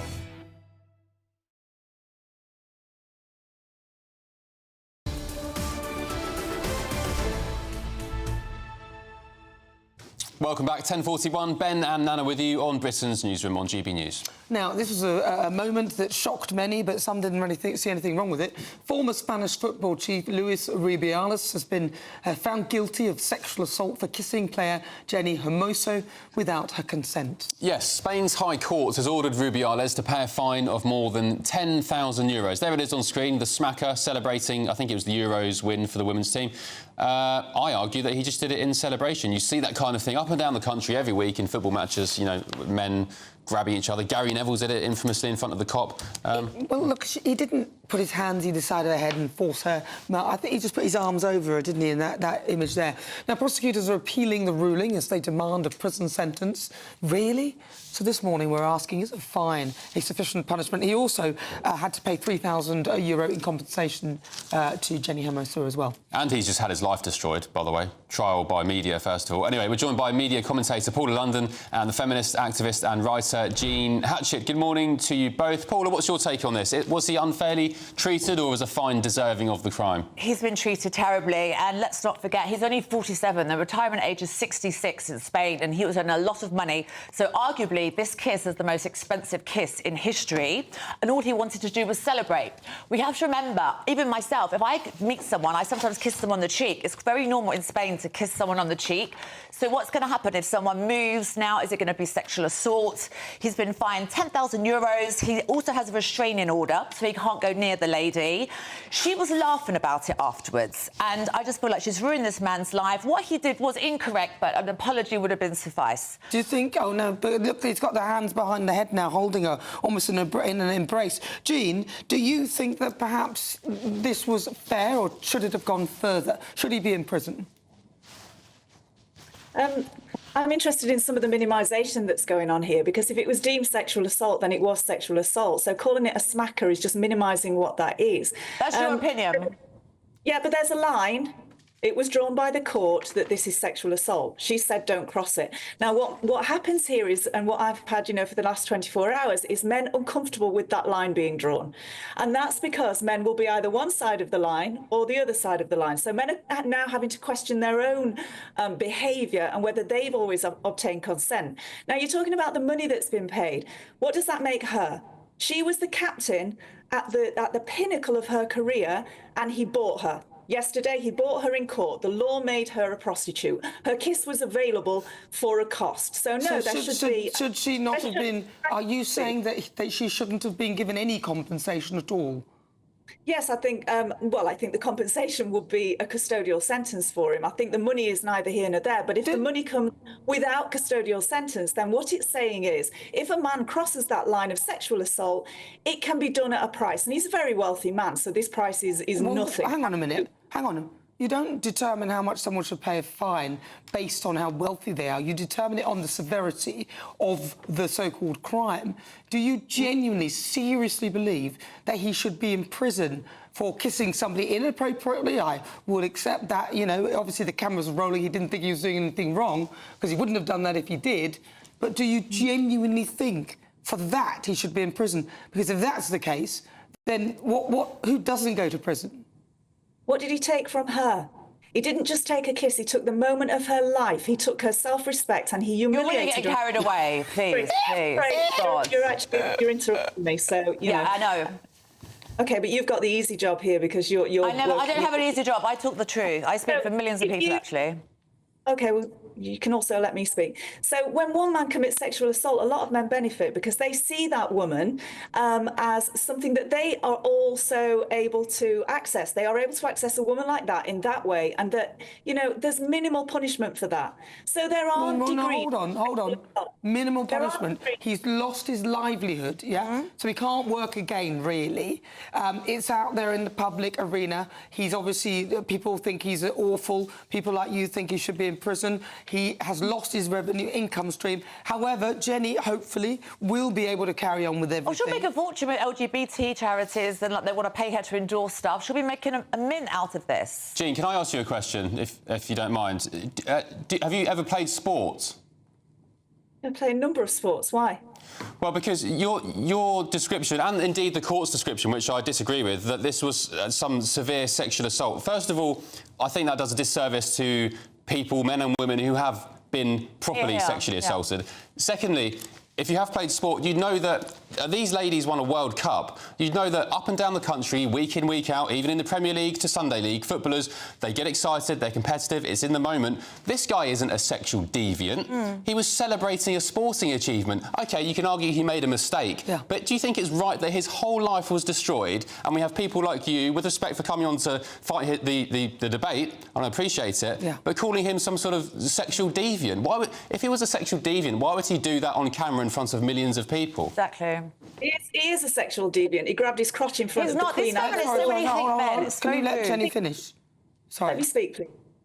So he did grab his crotch at the moment that they won. He grabbed his crotch in front of the Queen and her daughter. This man is a sexual deviant, and it's been proven in court. You can argue whether you agree with that sentence or not, but it's there. That is what he was found. He was found to be guilty of sexual assault. Now, if you minimise that for this instance, you minimise all sexual assault. Very few sexual assaults are prosecuted, and very, very few of them deserve a punishment or are awarded a punishment. So, you know, the message globally is that any kind of level of sexual assault from... It's not the message globally. You want it to be the message. Just very quickly, because I want Paula to speak. Yeah, I need to speak to you. You've spoke for a long time. No, hold on. Well, I'll manage it, Paula. Thank you very much. All right, Jean, Paula, go on. OK, well, thank you for letting me reply. Basically, people like you do make me sick because you say you're a feminist, you really care about women. A, you don't, because you think this man should take up a prison space for 2.5 years for an innocent kiss. He shouldn't have kissed her. He said sorry. He's actually even said that she said it's OK. When real women that have been sexually assaulted, there won't be enough prison spaces. And you make her, you're such a nice person, a feminist. You actually hate men. Oh, no, so hold on. Hold on, that's not fair. Well, that's what I think. Honestly, that's what you think. Make out you're holier than thou, but you're not. No, that might be what you think, but, you know, that's... So do many people. Just making out that I'm a bad person and I'm not. No, She's neither the bad of you one. are bad people. You both have a different opinion, which I think equally deserves respect. So thank you very much, both of you, for your thoughts. Jean Hatchett and also Paula London. Thank you very much. Thank you, Jean. Thank you, Paula. Right, plenty more to come. If you're in search of some winter sun, here's the forecast for some top European holiday destinations. I forecast a perfect holiday in the sun. Weather looking good then? For sure, and no worries about our travel insurance. All Clear Travel Insurance sponsors GB News Travel Destinations forecast. Storm Coral will be affecting eastern parts of the Mediterranean, bringing in a cold plume, so below average temperatures. These are set to affect Athens, parts of Santorini, so feeling cold here. But as we move our way further west, milder, yes, but some unsettled weather on the cards. Some rain affecting Nice, Barcelona, also parts of Portugal. But Madeira and Tenerife staying largely dry, and that remains the way into next week. Also the best of the temperatures, and temperatures improving across Santorini. All Clear Travel Insurance sponsors GB News Travel Destinations forecast. Hello there, good morning. This is your GB News weather update from the Met Office. It's going to be an unsettled end to the week with some wet and windy weather from the west, but very mild for the time of year. A wet start across western areas, Northern Ireland, parts of Scotland, some heavy outbreaks of rain and also some strong winds at times too, with some Met Office warnings in force. Largely dry to start across central areas and parts of the southeast, but here later we'll even see some outbreaks of rain and some very strong gusty winds, particularly through the Irish Channel, perhaps even seeing some gales in the far northwest. But temperatures, highs of around 14 to 15 Celsius, so very mild for the time of year and much milder than it's been of late.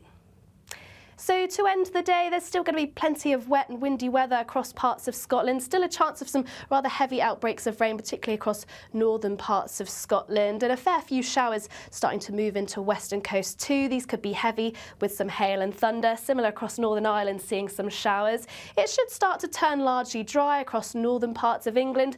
Parts of Wales and the southwest should see some drier spells, but rain lingering on across the very far southeast. Now, where we see the drier weather, particularly across Wales, central parts of England, northern parts of England too, it will remain dry overnight, but turning quite misty and murky overnight too. And that rain still lingering across parts of the southeast, which leads us to a very damp morning to start the weekend. There's still plenty of blustery showers moving their way into northwest Scotland, but for many, a rather mild night on offer, particularly under cloudier skies. So a damp start across the southeast, but we'll eventually see any rain peter out as we head towards the afternoon. Plenty of blustery showers continuing across northwestern parts of Scotland, western parts of Northern Ireland. But elsewhere, once any mist and low cloud clears, that actually should lead to some sunshine by the afternoon. But we can't rule out a few showers, particularly across Wales, central areas and parts of the southwest. But once again, another mild day on offer, particularly in the sunshine. If you want your news to be straight talking... This is the nightmare for the Conservatives again. Down to earth. It's not just Nottingham where this is happening, is it? And most importantly, honest. Hard-working, middle-class taxpayers, they'll get their book thrown at them. Then catch me, Martin Daubney, Monday to Friday, 3 till 6 p.m. on GB News, Britain's news channel.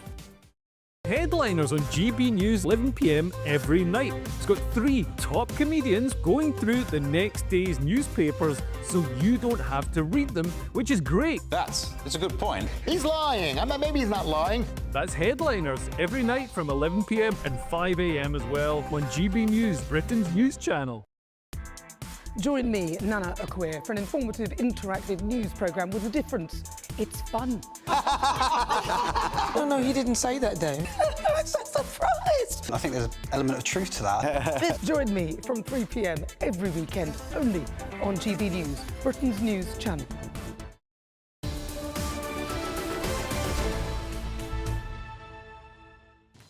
Good morning. It's time for the Great British Giveaway. If you want to be one of those 2 winners, the new winners, each with a new iPhone, shopping vouchers and £10,000 in tax-free cash, here are all the details that you need. We're doubling your chances to win in our latest Great British Giveaway with 2 fabulous prize bundles up for grabs. There's 2 lots of a totally tax-free £10,000 in cash. You'll also receive a brand new iPhone 16 along with £500 in shopping vouchers to spend at your favourite store. And the best news is 2 lucky winners are going to win.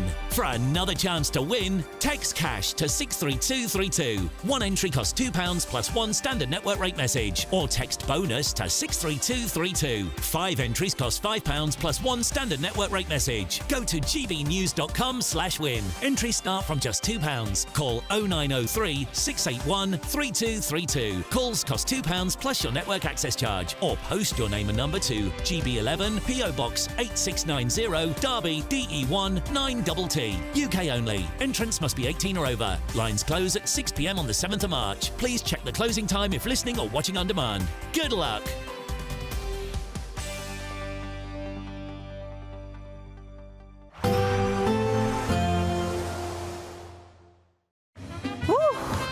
A chilly start will give way to a lovely, warm afternoon.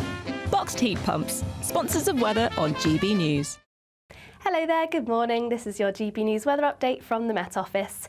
It's going to be an unsettled end to the week with some wet and windy weather from the west, but very mild for the time of year. A wet start across western areas, Northern Ireland, parts of Scotland, some heavy outbreaks of rain and also some strong winds at times too, with some Met Office warnings in force. Largely dry to start across central areas and parts of the southeast, but here later we'll even see some outbreaks of rain and some very strong gusty winds, particularly through the Irish Channel, perhaps even seeing some gales in the far northwest. But temperatures, highs of around 14 to 15 Celsius, so very mild for the time of year and much milder than it's been of late. So to end the day, there's still going to be plenty of wet and windy weather across parts of Scotland. Still a chance of some rather heavy outbreaks of rain, particularly across northern parts of Scotland. And a fair few showers starting to move into western coast too. These could be heavy with some hail and thunder. Similar across Northern Ireland, seeing some showers. It should start to turn largely dry across northern parts of England. Parts of Wales and the southwest should see some drier spells, but rain lingering on across the very far southeast. Now, where we see the drier weather, particularly across Wales, central parts of England, northern parts of England too, it will remain dry overnight, but turning quite misty and murky overnight too. And that rain still lingering across parts of the southeast, which leads us to a very damp morning to start the weekend. There's still plenty of blustery showers moving their way into northwest Scotland, but for many, a rather mild night on offer, particularly under cloudier skies. So a damp start across the southeast, but we'll eventually see any rain peter out as we head towards the afternoon. Plenty of blustery showers continuing across northwestern parts of Scotland, western parts of Northern Ireland. But elsewhere, once any mist and low cloud clears, that actually should lead to some sunshine by the afternoon. But we can't rule out a few showers, particularly across Wales, central areas and parts of the southwest. But once again, another mild day on offer, particularly in the sunshine. A nice bright morning will generate a lovely warm day, right through to the evening. Boxed Solar, sponsors of weather on GB News.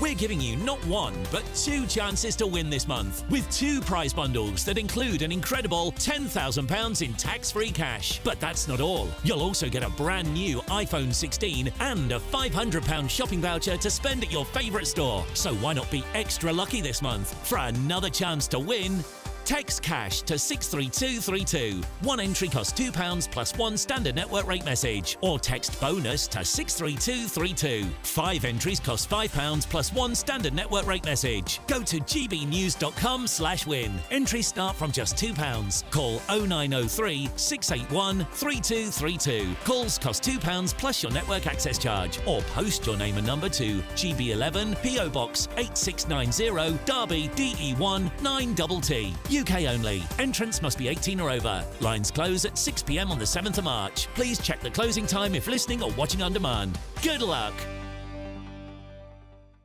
Good Afternoon Britain isn't just about us. The wonderful thing about this programme is it's about everyone watching. It's an interactive programme. Well, there absolutely is something to see here, and we're going to be talking about it more. Whether it's breaking royal news, Will, please bring us up to date, or indeed a particularly punchy speech in the House of Commons. Very, very curious. We bring it to you live, and then we bring you live reaction as well. That's Good Afternoon Britain, weekdays from midday. Only on GB News, the People's Channel, Britain's news channel.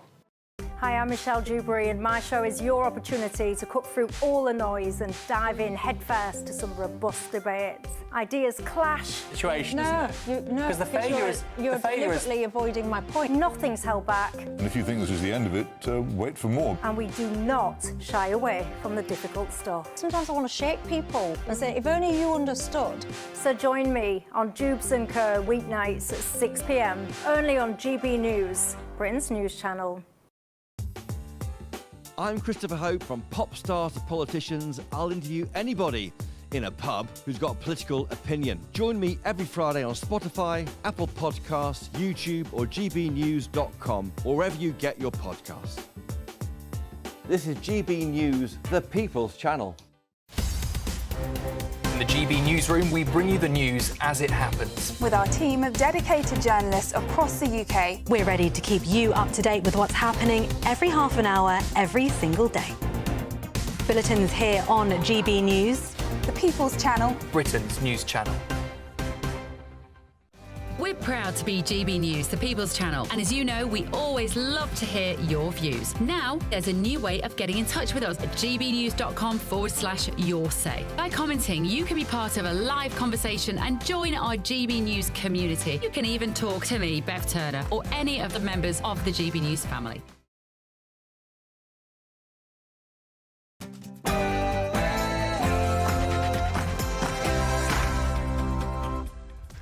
Very good morning to you. It's 11 o'clock on Friday, the 21st of February. Live across the UK, this is Britain's Newsroom with Ben Leo and Nana Akweer. Good morning to you. Now, Elon Musk, he slams Zelensky, the world's richest man, says that it's right for Donald Trump to ignore the, in speech marks, despised dictator in peace talks with Moscow. But Reform UK leader Nigel Farage disagrees with that description of the Ukrainian president. Zelensky is not a dictator, but it's only right and proper that Ukrainians have a timeline for election. Well, the British Prime Minister is preparing to enter into the most difficult and delicate diplomatic mission when he travels to Washington next week. How on earth does he continue to publicly support Volodymyr Zelensky without upsetting Donald Trump? Brexit betrayal? Britain will offer European countries an Australian-style youth mobility scheme. Is this the government cozying back up to the European Union? Transgender turmoil. Doctors who change their gender have any wrongdoing erased from public records. And free childcare should be free. That's according to the government, who says parents shouldn't have to pay mandatory extra charges for things such as snacks, meals and nappies. Jaisley Beck verdict: a teenage soldier took her own life after feeling trapped by her manager, who bombarded her with 4,000 messages before her death.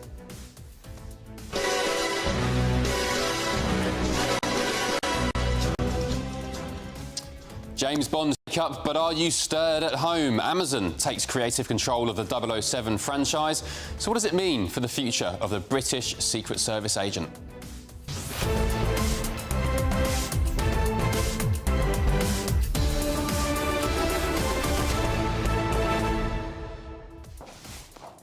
Bang.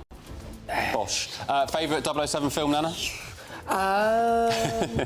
Difficult. Anything with Roger Moore in. I don't know which ones he was in. Oh, you like Roger, don't you? I just love him. I think, what about, which one was Dr. Scaramanzer in?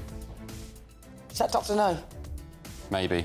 My era, of course, was Pierce Brosnan, GoldenEye. Used to love the Nintendo 64 game. He only did a couple though, didn't he? Back in the day. Yeah, he did like about 3 or something, wasn't it? Yeah, and I also like, I think the best ever Bond film, actually, controversially maybe, is Skyfall. I think it's brilliant. That's good, you know, or Casino Royale. I actually think Daniel Craig did an exceptional job as James Bond. Those eyes. But there is only little stitty. And it brings us on to the conversation we had at the top of the show. Who at home, who is your GB News James Bond? Some of you saying Mark White would make a great Bond 007. Maybe, yeah, actually he would, because Sean Connery was quite old. Or was it Roger Moore? Teasing you. He's only a few years older than me. Right, well, send us your thoughts, post your comments, gbnews.com/your say. But first, let's get your latest news with Sophia Wensler.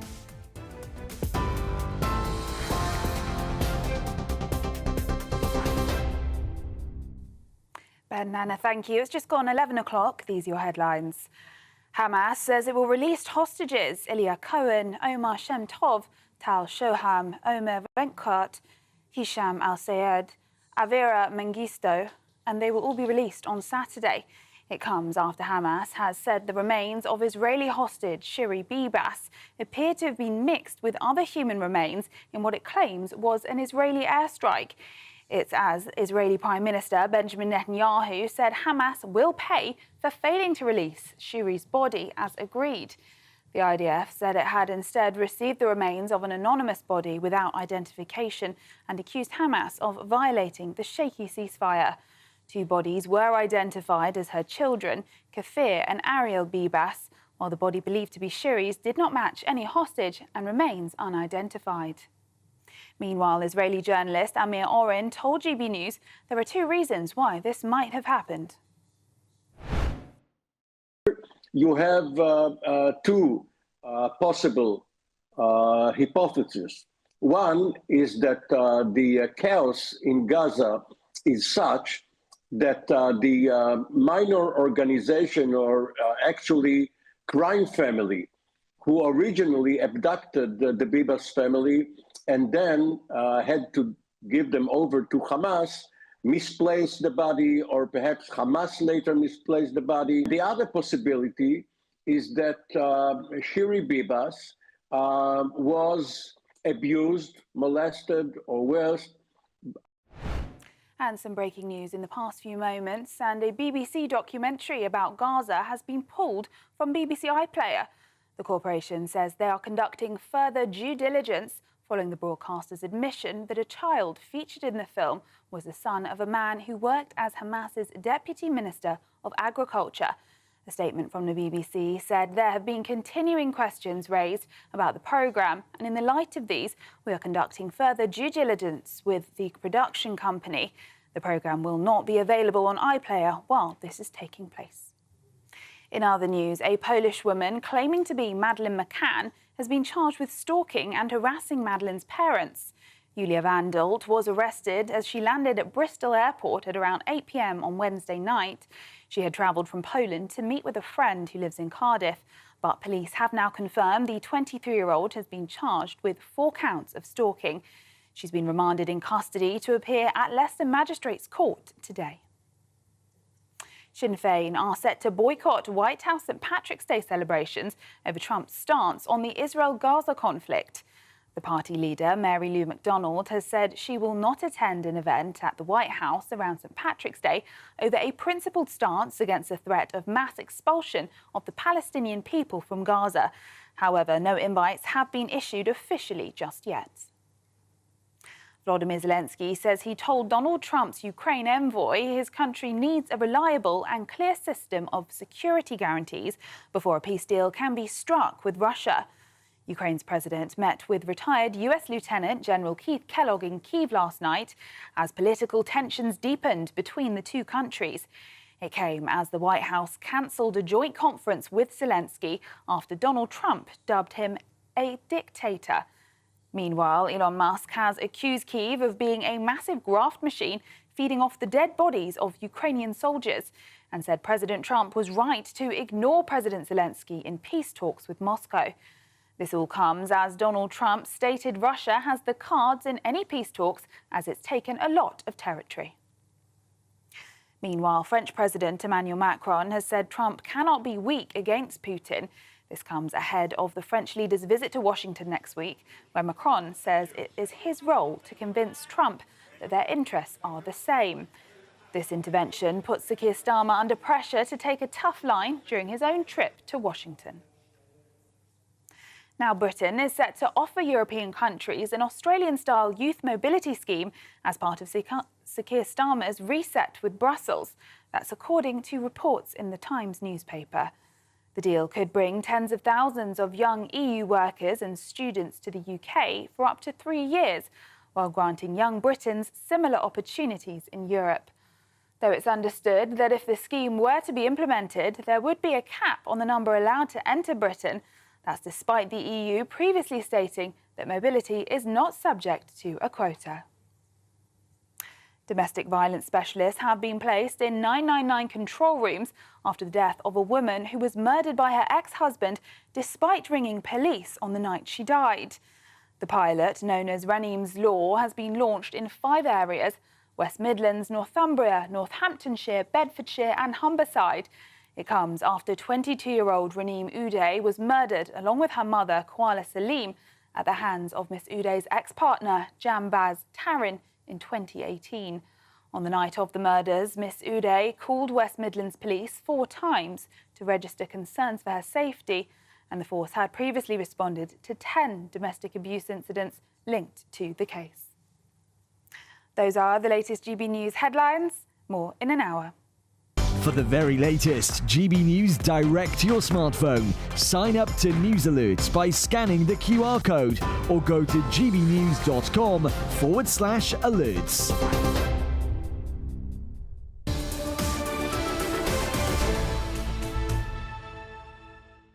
Well, good morning. Welcome aboard. This is GB News, Britain's news channel. We are live across the United Kingdom. I'm Nana Akwe, and of course, this is Ben Leo. Well, I might identify something else today. What a llama? I don't know. If you were an animal, you might be a llama. Ben Jemima. Long necks. The discussion about the trans doctors. Oh. So, you know, this story going around. Wes Streeting, the Health Secretary, has kicked out about it today, basically saying doctors can change their gender. They can't, but they can claim to be another sex and their records, their previous misdemeanours, their GMC records, completely erased. Poof, gone. Talking about James Bond, Lisa Clark. Good morning, Lisa. Loyal viewer, thank you for your support. Hope you're well in Oxfordshire, I think. Banbury. Anyway, Brosnan is your favourite, apparently. Piers Brosnan, your favourite Bond. Ages like a fine wine. Mine too. I like Piers. Oh, no, he was all right, but he didn't do enough. He didn't do enough of them for me to make a judgment. Not enough bungee jumping off dams. No, he was sweet. He was more Roger Moore-esque than Sean Connery, which I couldn't take seriously, even though he was very serious. Graham says my GB News James Bond would be Charlie Peters, Mark White would be M, Tom would be the gadget guy, Q and lovely Ben Leo would be the handsome but evil bad man. Oh, not sure. I think Mark White definitely M.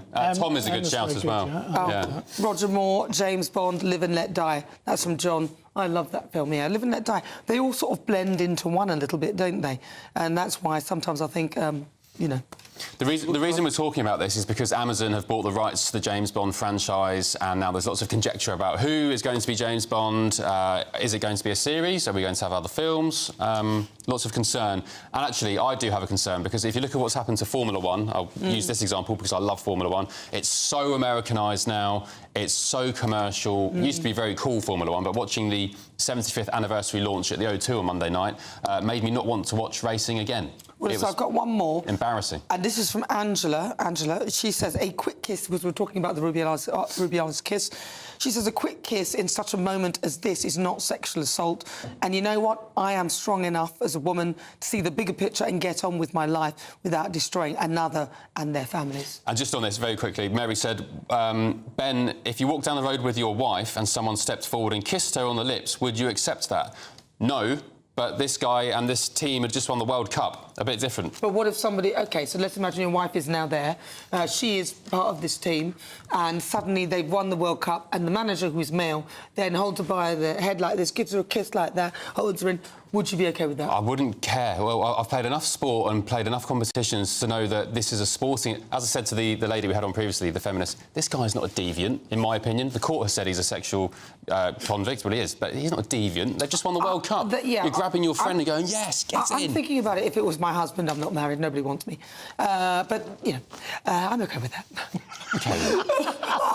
Where do you draw the line? But if my husband, my imaginary husband, because obviously, like I said, I'm not married, grabbed another woman by the head in the moment of sheer wonderful joy because they've won the World Cup, it would depend on whether she was better looking than me. There we go. That's where you draw the line. There you go, I draw the line. Well, that would never happen. Exactly, it would never happen. Right, we move on. China has announced their support for Donald Trump's bid to strike a deal with Russia to end the war in Ukraine. Now, this follows the White House yesterday cancelling a joint conference with President Zelensky following President Trump's comments in which he dubbed President Zelensky a dictator. Meanwhile, the world's richest man, Elon Musk, has accused Volodymyr Zelensky of being, quote, a fraud machine that feeds off the dead bodies of soldiers. Although you could almost say that about Putin as well. Well, look, here's what Reform UK leader Nigel Farage had to say yesterday. You should always take everything Donald Trump says seriously. You shouldn't always take things that Donald Trump says absolutely literally. Zelensky is not a dictator, but it's only right and proper that Ukrainians have a timeline for elections. And in the past few moments, Home Office Minister Jess Phillips has been speaking on the issue of defence. That's ahead of Sir Keir Starmer's meeting with President Trump next week. I'm absolutely sure that the Prime Minister, who has made it incredibly clear that the security of our nation and our nation in the world is a fundamental core principle and the most important thing for our government, that he will negotiate with Donald Trump with, you know, not with laughter and with jokes, but with the seriousness that it deserves. OK, well, that was Jess Phillips speaking earlier. Joining us in the studio is our Home and Security Editor, Mark White. Your thoughts? Well, Jess Phillips says that, you know, Sir Keir Starmer has been very clear on the issue of extra defence spending. Well, yes, it's been very clear that, you know, it's an aim, an eventual aim. They won't give any date on that at all. No actual commitment that, yes, now we are raising to 2.5% of GDP, or whatever that is. And I think if he goes to Washington in what will be the most difficult and delicate of diplomatic missions, right in the middle of this war of words between President Trump and Volodymyr Zelensky, and in fact now, of course, other members of the Trump administration, it's going to be enormously difficult for Keir Starmer to try and offer that sort of public support as he has been for Volodymyr Zelensky while not upsetting Donald Trump in the process. So maybe the only thing he can do to try to placate the US president is to pull this rabbit out of the hat and give that firm commitment to that 2.5% increase in defence spending. But even that, I mean, what are we talking about? 0.2%. That, OK, it does equate to a few billions more each year, but still, it's nothing in comparison to what Donald Trump is very publicly demanding of European leaders, which is an increase to 5% of GDP. That's perfectly reasonable, really. The state of our armed forces, we couldn't fight a flea in a tea bag. We couldn't, literally, we don't have the manpower, we do not have the weapons, we don't have anything. So Donald Trump is right, and Keir Starmer should commit to that. You're absolutely right. We've had decades, 3 decades at least, of a hollowing out of our armed forces, where the government of the day, and it's been all shades of the political spectrum, have found it expedient to salami slice the defence budget to pay for domestic priorities. Now, that's up to the government of the day, but of course they've, throughout this ordeal, this process, they've said that, this is a result of the peace dividend after the Cold War that allows us to refocus resources. But in doing that, it has had a very, very significant effect on our defence capabilities. And we are now, nobody, not this government or any other politician, will deny that we are anywhere but in the most parlous state in terms of the sort of international risks that we face. Mark, tell us about this shenanigans under the water. Some undersea cables have been tampered with. Well, to emphasise that very point, we are looking at potentially what the Europeans would probably point the finger at Russia as another underground or underwater cable attack. This is of the southwest coast of Sweden. Swedish authorities investigating a cable. They've not given any specifics on the type of cable, but a cable that has been severed. A number of cables have been severed in recent years, and recent weeks, I should say.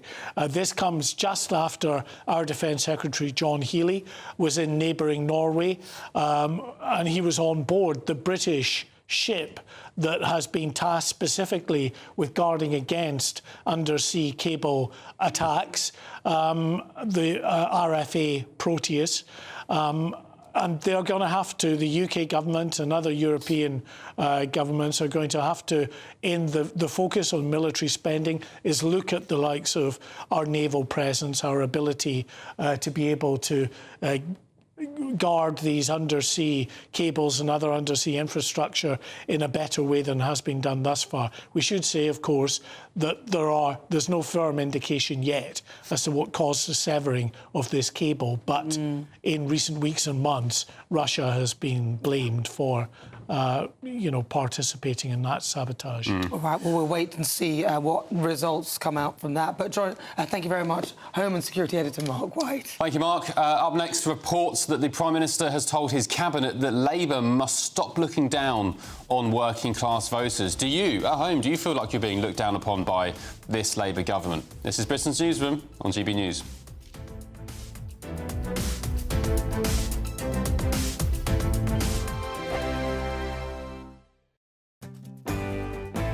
I'm Tom Harwood. This is GB News, Britain's news channel. If you want your news to be straight talking... This is a nightmare for the Conservatives again. Down to earth. It's not just Nottingham where this is happening, is it? And most importantly, honest. Hard-working, middle-class taxpayers, they'll get their book thrown at them. Then catch me, Martin Daubney, Monday to Friday, 3 till 6 p.m. on GB News, Britain's news channel. This is GB News, Britain's news channel. We were talking earlier about the issue of Siri listening to you. Well, it's not just your own conversations being sort of harvested for data. But it's a problem with AI. So what seems to have happened yesterday is that Apple issued a alert saying that Luke Littler had won the darts before he had. I mean, imagine what would, if he then gone on to lose, how that would have looked. I mean, obviously, because he went on to win, at least they got the story right. But before it had happened. So what it seems to happen is that the AI farms existing stories. And what it has done, that's the alert. We can see the alert there. Now, and it also claiming that Brazilian tennis player Rafael Nadal had come out as gay when actually a different Brazilian tennis player was actually mentioned in the original story. So what it does is you see that's branded as BBC Sport. What the Apple AI system does is it farms alerts that it thinks people are getting from the source and then summarises them into one. That's going to be my question. Into one alert. Looks to me like you would assume, OK, the BBC are reporting this. Absolutely. So the BBC News might be saying something else. So it could happen to any news organisation. This has highlighted a massive issue. I mean, having editorial judgment and quality control, because if this is going on, it's just contributing to the flow of misinformation. Yes. And we know that this is a problem on social media, people reporting false things. But if it seems to come from trusted news sources, that is a massive issue in credibility. I mean, if you had something like Reuters, who's a big news provider, doing this, you could hold people accountable, you could make changes, but when it's the AI doing it, I mean, what do? You're going to have to reprogram it in some way. And if you just lost control, if you're a news source, you've lost control of what goes out because it basically farms it, puts your logo on it, and sends it out, even when it's nonsense. GB News, the People's Channel. I'm Christopher Hope. From pop stars to politicians, I'll interview anybody in a pub who's got a political opinion. Join me every Friday on Spotify, Apple Podcasts, YouTube or gbnews.com, or wherever you get your podcasts. This is GB News, the People's Channel. I'm Nana Akua. This is GB News, Britain's news channel.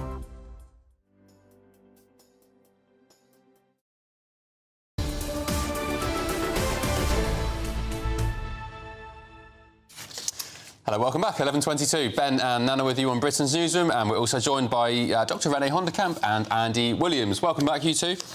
Should we start with this New York Post front page that has come out in the last couple of hours? It's a column from Douglas Murray, the well-respected commentator and author. If we can see it on screen, it says, "This is a dictator. And 10 other Ukraine war truths we ignore at our peril." The Post says it's right for President Trump to want to stop the bloodshed in Ukraine, but there are certain truths we all must remember, namely that Vladimir Putin is solely responsible for this war. I mean, it's a great front page. As I said, it's from Douglas Murray. It's a column on the inside. Andy, what's your take on this? I mean, good on Douglas Murray, but he shouldn't even have to say it. Anybody who says otherwise is a Kremlin apologist. Fact. This is an incontrovertible fact. Vladimir Putin is a dictator.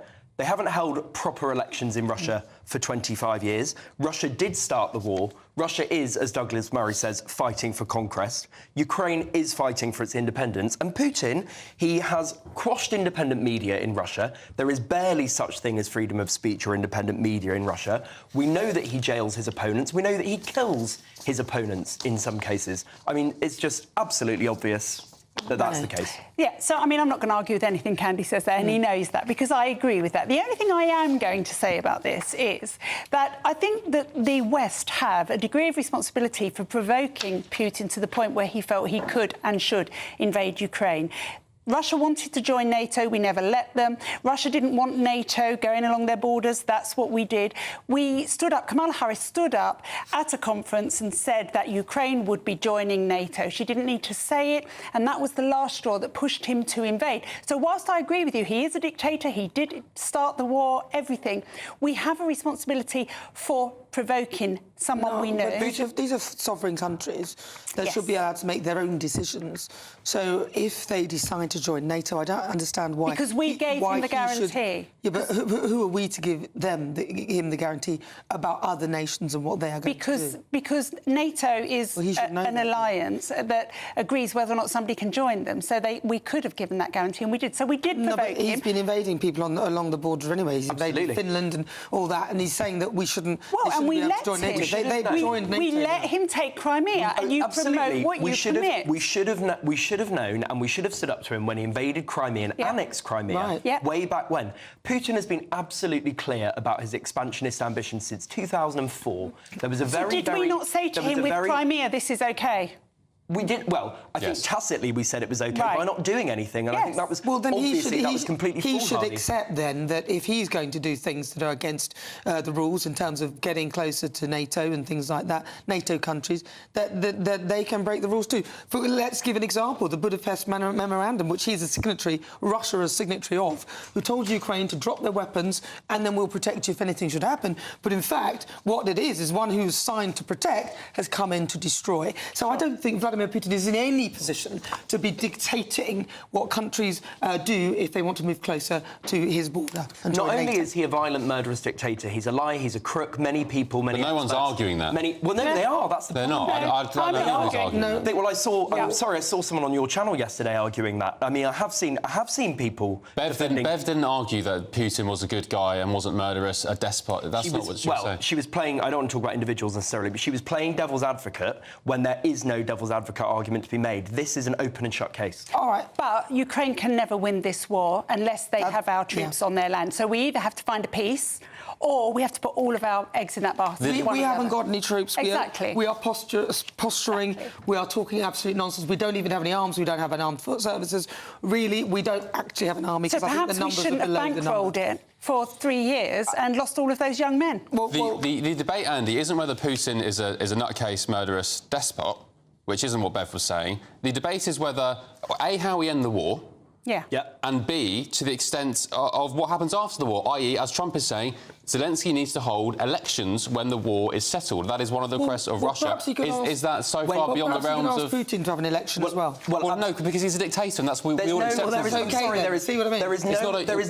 There is no equivalence between Zelensky and Putin in terms. There is just nobody's saying there is. All this hyperbolic reaction. This is the point. People are saying that, and that's why I can't believe we're having to have this conversation. They are people in the close to the United States government are saying that. Absolutely. President Trump, Elon Musk. Elon Musk has drawn an equivalence in writing in the last 24 hours between Putin and Zelensky. There is not one. All right, let's move on. Where do we want to go next with this? Shall we do the BBC for the controversial Gaza document off the iPlayer after having it being fronted by somebody who's the son of one of the Hamas leaders? Without mentioning it to us as viewers. Yeah, I mean, look, if anybody was ever in any doubt that the BBC is a propaganda spreader for Hamas, then this document itself demonstrates that. The narrator is allegedly the son of one of the Hamas ministers. There were actors that were well known in some of the footage that they showed, and the fact that they've now taken it down says that they know too that it's wrong. Finally. I mean, it's a disgrace. We've got the most shocking scenes of Hamas yesterday, parading the coffins of babies whilst people cheered and shouted and they wore masks. Vile. And we've got the BBC playing this propaganda on their behalf, and we'll have more marches in London supporting what goes on there. It's a disgrace, and the BBC should lose. Well, they're not here to defend themselves, but Andy, do you think they knew that this boy was the son of a minister of Hamas? I don't know. I'd hope not, because I'd hope that if they had known that, they wouldn't have broadcast the documentary in the first place. Not least because even if people at the BBC thought that was OK, it would be a stupid thing to do to then broadcast it, because they would have known this would be the outcome. I'm the first person to defend the BBC in most cases, because I don't think they're a propaganda machine at all. However, obviously, they were right to pull this because there is a direct link to Hamas, which is a terrorist organisation. Should we take Palestinian refugees, Andy? I think on a case-by-case basis, yes. Oof. Renee? No. Why not? Look, there's plenty of countries that neighbour that area who are very wealthy, who could take these Palestinian refugees, and they don't want them. And you know why they don't want them? Because they know that the children that have grown up there have been indoctrinated to hate everybody who doesn't fit with their ideology, just as they will hate us, just as they've told us they're going to go after the Jews, and when they're finished with the Jews, they're coming after us. All right, well, listen, a statement from the BBC said that there have been continuing questions raised about the programme, and in the light of this, we are conducting further due diligence with the production company. The programme will not be available on iPlayer while this is taking place. I think due diligence beforehand may well have been a little bit better. Right, Andy, Brexit cozying back up to the EU is the accusation from critics of Keir Starmer, because we are going to offer European countries an Australian-style youth mobility scheme as part of a reset with Brussels. Yeah, and I think this is a really good thing. You know, it's good that people who between the ages of 18 and 30 should have the right to travel freely across Europe, crucially on a time-limited basis, B, on the basis that they will have no access to benefits when they come to the UK, C, that they will pay an NHS surcharge, right? So there are parameters in place to make sure that this is fair, that it doesn't negatively impact the UK. Well, what we're doing is, in many cases, inviting skilled people into Britain, which is what I thought Brexit was all about. What a load of nonsense. I tell you what they're going to do. They're going to come here and they're going to take the jobs of the 14% of our young people who can't get out of their bed every day. So what we need to do... Can't or won't? Well, yeah, won't. If they won't get out of their beds, then maybe some of the people... Well, maybe we should stop paying them benefits, and then they might go to Starbucks and be a barista. We don't need the young people from countries which have high unemployment levels too in their young people coming here and taking the jobs that our lazy young people won't do. What we need to do is actually incentivise our young people to do those jobs so that they get a work ethic. You know what's going to happen, though, obviously, because the reason why a lot of people voted Brexit was simply because of the undercutting of the wage system, which is what's going to happen again. So if we do that, we are now again relying on imported labour and leaving our young people to just sit around doing... Well, I think in isolation, I think that is a risk, absolutely. But we need to look at a wider industrial strategy that ensures we're getting young British people into work. A big part of, well, I don't know, but a lot of this is about also we were talking about DWP and benefits earlier. There needs to be a huge reboot of how that system works to make sure that we can't just have people lazy. Well, they should do that first, shouldn't they? Deal with internal politics like that. Well, I don't think they need to do what this. we'll do is get all of the under 30 Polish guys who will come and undercut our construction workers to help build our houses, which is why my brother left this country, my brother-in-law, to go to Australia, because he could no longer look after his family as a skilled tradesman. We also went from having hard-working, and they are hard-working, grafting Eastern Europeans, the Poles, the Latvians and so on, the Estonians, and then we substituted them, they've all gone home now, and we substituted them from people from, sub-Saharan Africa who aren't doing anything. No, that's not as a result of... It is. No, hold on. No, it isn't. It's a result of a useless Conservative Party and government who did not bring... Hang on, let me finish. Who did not bring in skilled labour and just let anyone in on illegal migration. Now, they could control that. They made a shocking mess of it. So they could have chosen the right people that we needed in this country, but they didn't. I agree with all of that. And would that have been achievable as a result of Brexit? Yes. Would it have been doable? No, it wouldn't. Of course it would. No, it wouldn't. Yes, it would. Yes, Brexit change. We know. You look at the graph. No, it's absolutely true. Okay, when Boris Johnson... This was Boris Johnson's fault. Okay. Oh, well, nobody's going to argue with that. Andy Ramona in the corner. Time now for somebody who certainly is a grafter. That's Sophia Wenslow with your news headlines.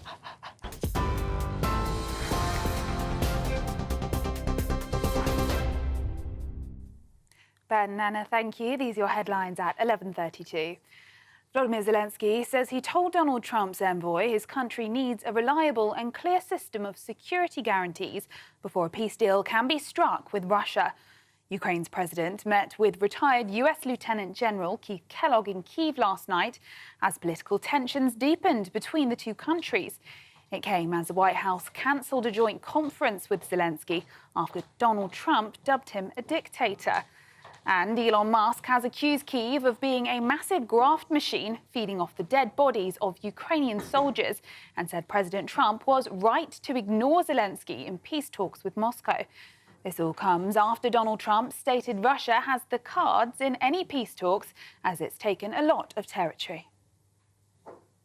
Hamas says it will release hostages Elia Cohen, Omar Shem Tov, Tal Shoham, Omer Venkat, Hisham al-Sayed and Avara Mengistu on Saturday. It comes after Hamas has said the remains of Israeli hostage Shiri Bibas appear to be mixed with other human remains in what it claims was an Israeli airstrike. It comes after Israel's Prime Minister Benjamin Netanyahu said Hamas will pay for failing to release Shiri's body as agreed. The IDF said it had instead received the remains of an anonymous body without identification and accused Hamas of violating the shaky ceasefire. 2 bodies were identified as her children, Kafir and Ariel Bibas, while the body believed to be Shiri's did not match any hostage and remains unidentified. Meanwhile, Sinn Féin are set to boycott White House St. Patrick's Day celebrations over Trump's stance on the Israel-Gaza conflict. The party leader, Mary Lou McDonald, has said she will not attend an event at the White House around St. Patrick's Day over a principled stance against the threat of the mass expulsion of Palestinian people from Gaza. However, no invites have been officially issued yet. A BBC documentary about Gaza has been pulled from BBC iPlayer. The corporation says they are conducting further due diligence following the broadcaster's admission that a child featured in the film was the son of a man who worked at Hamas's Deputy Minister of Agriculture. A statement from the BBC said there have been continuing questions raised about the programme, and in the light of these, we are conducting further due diligence with the production company. The programme will not be available on iPlayer while this is taking place. And a Polish woman claiming to be Madeleine McCann has been charged with stalking and harassing Madeleine's parents. 23-year-old Julia Wandelt was arrested as she landed at Bristol Airport at around 8 p.m. on Wednesday night. She's accused of stalking, causing serious alarm or distress against Madeleine's parents, Kate and Jerry McCann, between the 2nd of May last year and the 15th of February this year. Wandelt allegedly turned up at their home and sent letters, calls, voicemails and WhatsApp messages which amounted to stalking. This is what the court heard today. She is also accused of stalking Madeleine's sister and brother. Those are the latest GB News headlines. More in half an hour. For the very latest GB News direct to your smartphone, sign up to News Alerts by scanning the QR code or go to gbnews.com/alerts.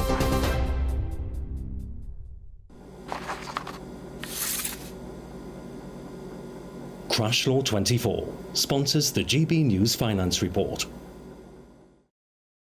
And here's a quick snapshot of today's markets. The pound will buy you $1.2645 and €1.2085. The price of gold is £2,318 and 92 pence per ounce. And the FTSE 100's at 8,679 points. Crash Law 24 sponsors the GB News Finance Report.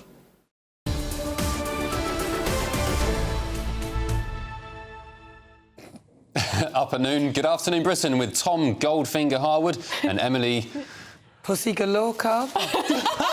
You left that one to Nana. There was no way on earth I was reading that. There you go. I'd like to keep my job for now, thank you. Well, we got some breaking news from the BBC. They have pulled that Gaza documentary that featured, well, not just featured, was narrated by the son of a Hamas minister. So we're going to be speaking to David Collier, the man who exposed the truth about this documentary. So that'll be very interesting indeed. He's calling it a victory. Yeah, absolutely. And there's so much to discuss there because it's in the context of Hamas sending back, well, we don't know what they sent back in one of the 4 coffins in that horrendous sort of jubilation festival of death that they had with the sort of upbeat music, cheering children as they handed back the bodies of hostages. And now we know that one of those bodies was not any hostage that Israel holds DNA records for. I mean, what have they given Israel at all? We also learned and where is she, the mother? Where is the mother? We learnt those coffins were locked and they didn't hand over keys to Israel, so Israel had to break into the... I mean, everything is so horrific about this. I don't... You know, you get all these pro-Palestine marches and people, and I'm thinking, you have seen this. You have watched this. It's disgraceful and it's disgusting. Oh yeah, and they'll say the argument against. They'll say, well, you don't care as much about Gaza and Palestinian lives as you do about Israeli lives. But anyone who looks at that and starts immediately making comparative points in that way, I think needs to think about it a little more. Even if that were true, Emily, sorry to interject, even if that were true, and I doubt it is, do you see Israel parading dead Gazan children around in coffins? And this is a big question because there are so many people who seem to be pushing this idea, MPs, politicians, that we should be accepting Gazan refugees in this country like we did with the Ukrainians. Not after that. But I'm sorry, but we saw thousands of people out there celebrating this. How could we be sure that people coming to this country weren't anti-Semites or had extremist views when it comes to Islamism? So there you go. It's often said that Mao and Stalin killed more people than Hitler did. And that's true. But we see Hitler as more evil. Why? Because it's the way they were killed. The mechanised evil, the sort of clinical and intentional genocide that Nazi Germany brought against Jewish people. I think there's a similar thing that we can look at between Israel and Gaza, perhaps. The deaths in Gaza are horrific, but they're not deliberate. Israel is not trying to kill children. Sometimes children die when bombs drop for strikes against terrorists, and it's awful that that happens. But I think we can put that on a different moral plane to those that walk around in balaclavas and deliberately go out to seek to kill civilian Jews. And celebrate it. I mean, I hear that some people might say that when you send out a ballistic missile, you are raining death. Although I would not compare anyone indiscriminately, and some people might say that that's just as bad. But also, a lot of people would say Stalin was just as evil as Hitler. All right, well, and it's no comparison to Israel and Hamas. I mean, a little bit of a domestic. It's very good fun. Thank you both. They'll be back very shortly. All of that and more at midday. Up next, the government says free childcare should be free, with no mandatory extra charges for things such as snacks and nappies at nursery and daycare. What do you think? gbnews.com/your say. This is Britain's Newsroom on GB News.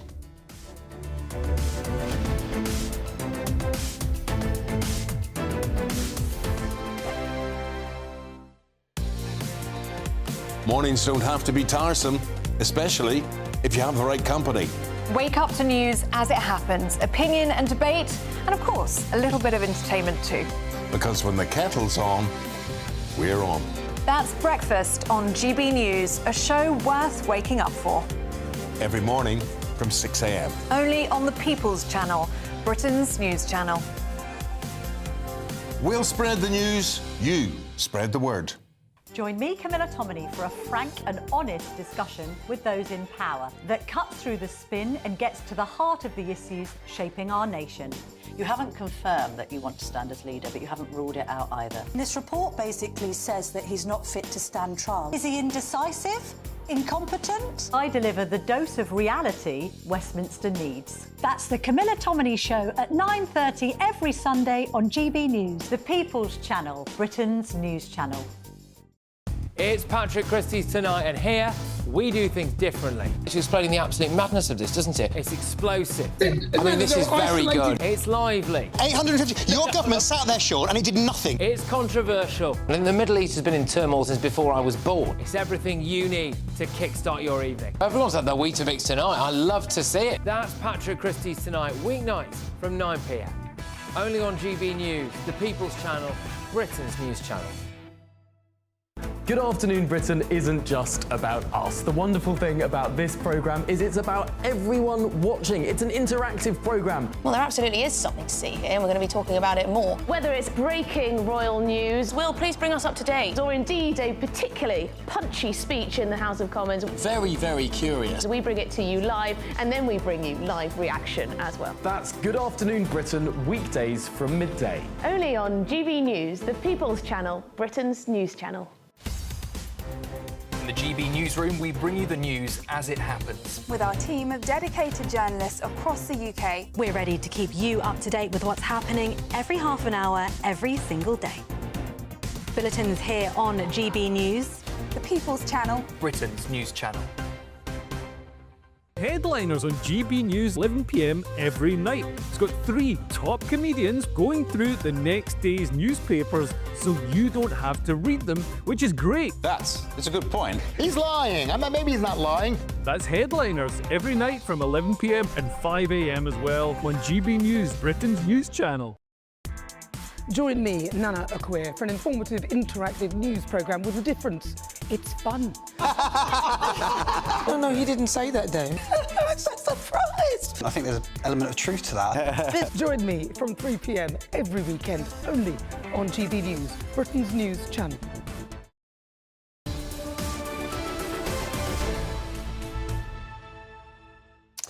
11:44, Ben and Nana with you on Britain's Newsroom on GB News. Now, the government has updated guidance which says that parents who are entitled to free childcare should not have to pay any mandatory extra charges. An issue close to my heart. It states that whilst childcare providers can ask for payments for extras such as meals or sun cream, the charges must be voluntary. Now, it comes ahead of plans later this year for parents to be entitled to 30 hours of free care, an increase from the 15 currently available. OK, well, let's get the thoughts of the head of the Coram Family and Childcare Charity, Lydia Hodges. Lydia, good morning. What's your take on this? Good morning. Yeah, I mean, I think it's great to have more clarity on the guidance of, setting out what providers can and can't charge for, and also that they'll need to publish those charges on their websites and make sure that it's clear on invoices to parents, which will really help parents to make an informed choice from the outset and to plan their budgets better. But isn't the problem that because the amount that the government pay for these free hours, so in this case it will now be 30 hours, isn't really enough? So the nurseries are trying to find ways of making more money so they can sustain themselves. Isn't that why nurseries brought in a lot of these charges? Well, the funding that providers get to deliver the hours is for just that, delivering hours of early education, childcare to children. So it doesn't cover food, nappies, wipes, extras like trips and some activities. So those things do still need to be paid for, or other arrangements made, such as parents sending in their own nappies and wipes from home. And parents also still need to pay for any extra childcare that they need on top of the funded hours.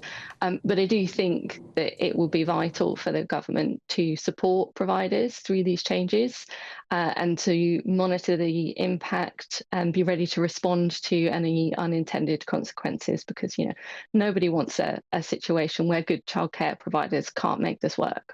I'm sorry, I think nurseries are some of the most profitable and lucrative businesses going in the UK. And when the government is stumping up, it's going to be 30 hours of free childcare, they've guaranteed that money, they're getting the money. That includes, if you send your child to nursery, that includes having their nappy changed and having wipes and being fed and getting snacks. It doesn't just pay for, in my opinion, as a low-paid nursery worker who work very, very hard, by the way, these young ladies and some men as well. They're on minimum wage most of the time. And I just think if you're then going the extra step to charge people, you're penny pinching. You're making a lot of money and then you're penny pinching for a glass of milk or a little biscuit here or there or a wafer. I think I don't agree with it at all. I think it's wrong, completely wrong. Do you think he has a point? Well, I think, the government themselves are clear that the funding that they provide doesn't cover those things. It does cover the hours, and it's not intended to cover those items. But I think there is part of the problem is there's a great variation in what parents are being asked to pay, and it's difficult also for parents to find out, and what one parent's paying might be very different to what their friend is paying for the nursery just down the road. Yeah. And that's something that we hope will change with this clarity, and with parents being able to see in advance what those charges are, and for parents who really can't pay to be able to make it clear that that is voluntary. All right, thank you very much, Lydia. That's Lydia Hodges.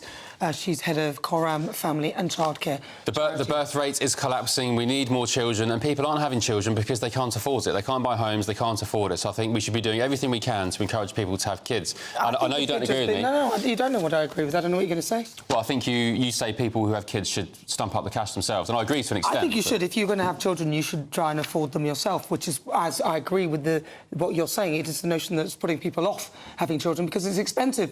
There's plenty more still to come. First, if you're in search of some winter sun, here's the forecast of some of the top European holiday destinations. You're with Britain's Newsroom.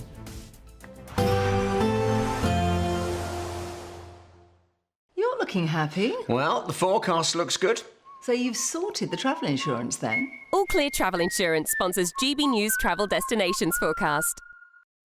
Storm Coral will be affecting eastern parts of the Mediterranean, bringing in a cold plume, so below average temperatures. These are set to affect Athens, parts of Santorini, so feeling cold here. But as we move our way further west, milder, yes, but some unsettled weather on the cards. Some rain affecting Nice, Barcelona, also parts of Portugal. But Madeira and Tenerife staying largely dry, and that remains the way into next week. Also the best of the temperatures, and temperatures improving across Santorini. All Clear Travel Insurance sponsors GB News Travel Destinations Forecast. Hello, I'm here with your latest GB News weather update from the Met Office. Watch out for some heavy rain and also some strong winds, particularly towards the west as we go through today. There are going to be some coastal gales around. We have a double frontal structure pushing its way in at the moment, and it's this that's leading to the unsettled end to the week for many of us. So spells of rain pushing their way east and northeastwards. The heaviest rain likely across parts of Scotland. Could see some high totals, risk of a bit of flooding as well. The strongest winds across Irish Sea coastal parts, with gusts of around 60 to 65 miles per hour in some exposed spots. Further east, a greater chance of staying largely dry for the time being, and worth noting, despite the unsettled and windy weather, temperatures rising, so it is going to be much milder than it has been through some recent days. As we head towards this evening, and it is still going to be quite blustery for many of us, especially across parts of Scotland, Northern Ireland and Northern England. Even some outbreaks of rain continuing, particularly towards Orkney and Shetland towards the end of the day as well. Meanwhile, across Northern Ireland, there'll be some clearer spells, but also fairly frequent showers as we go through the end of the day. Whilst across the rest of England and Wales, it's looking mostly dry, but the rain will have eventually pushed its way towards the southeast. So a bit of rain as we head towards the evening here. Overnight, the rain in the southeast is likely to pep up a little bit, and it's going to linger really through much of the night across parts of East Anglia and Kent, so staying wet here. Elsewhere, a drier picture, some showers towards the northwest, some clear spells, but because of the often unsettled theme with the winds still fairly brisk, not turning particularly chilly. Through tomorrow, staying wet across parts of the southeast until the afternoon. Some heavy bursts of rain possible here. Elsewhere, probably the driest and brightest day of the weekend, but a few showers to watch out for here and there. Temperatures still on the mild side, so generally low to mid-teens for most of us. Watch out for some wetter, windier weather coming on Sunday. Bye-bye. If you want your news to be straight talking... This is a nightmare for the Conservatives again. Down to earth. It's not just Nottingham where this is happening, is it? And most importantly, honest. Hard-working, middle-class taxpayers, they'll get their book thrown at them. Then catch me, Martin Daubney, Monday to Friday, 3 till 6 p.m. on GB News, Britain's news channel. I'm Christopher Hope. From pop stars to politicians, I'll interview anybody in a pub who's got a political opinion. Join me every Friday on Spotify, Apple Podcasts, YouTube or gbnews.com, or wherever you get your podcasts. This is GB News, the People's Channel. We're proud to be GB News, the People's Channel. And as you know, we always love to hear your views. Now, there's a new way of getting in touch with us at gbnews.com/your say. By commenting, you can be part of a live conversation and join our GB News community. You can even talk to me, Bev Turner, or any of the members of the GB News family.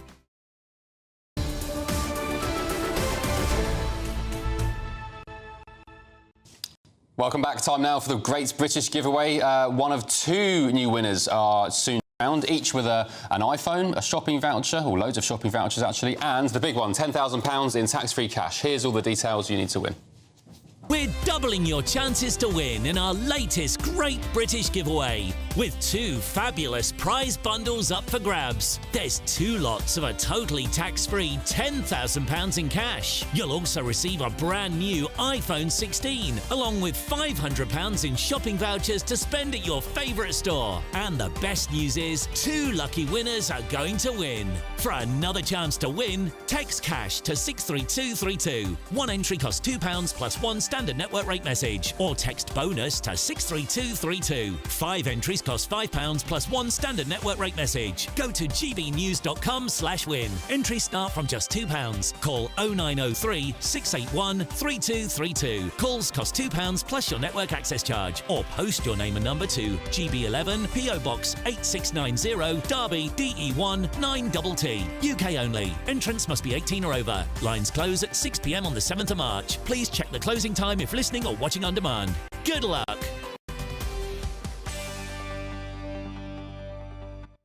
Very good luck to you. Thank you for your company today. That's all from us. I'm back tomorrow from 9 p.m. And I'm back tomorrow at 3 o'clock. Make sure you join us. But up next, Good Afternoon Britain with Tom and Emily. See you tomorrow. Well, the BBC have pulled their documentary on Gaza when it was revealed that the son of a Hamas minister, Hamas terrorist, was actually narrating the entire thing. We'll speak to the man who exposed this scandal. And the reset with Brussels, well, it appears more real. Is migration, EU rules and anything else on the table? A renegotiation from number 10 on the cards.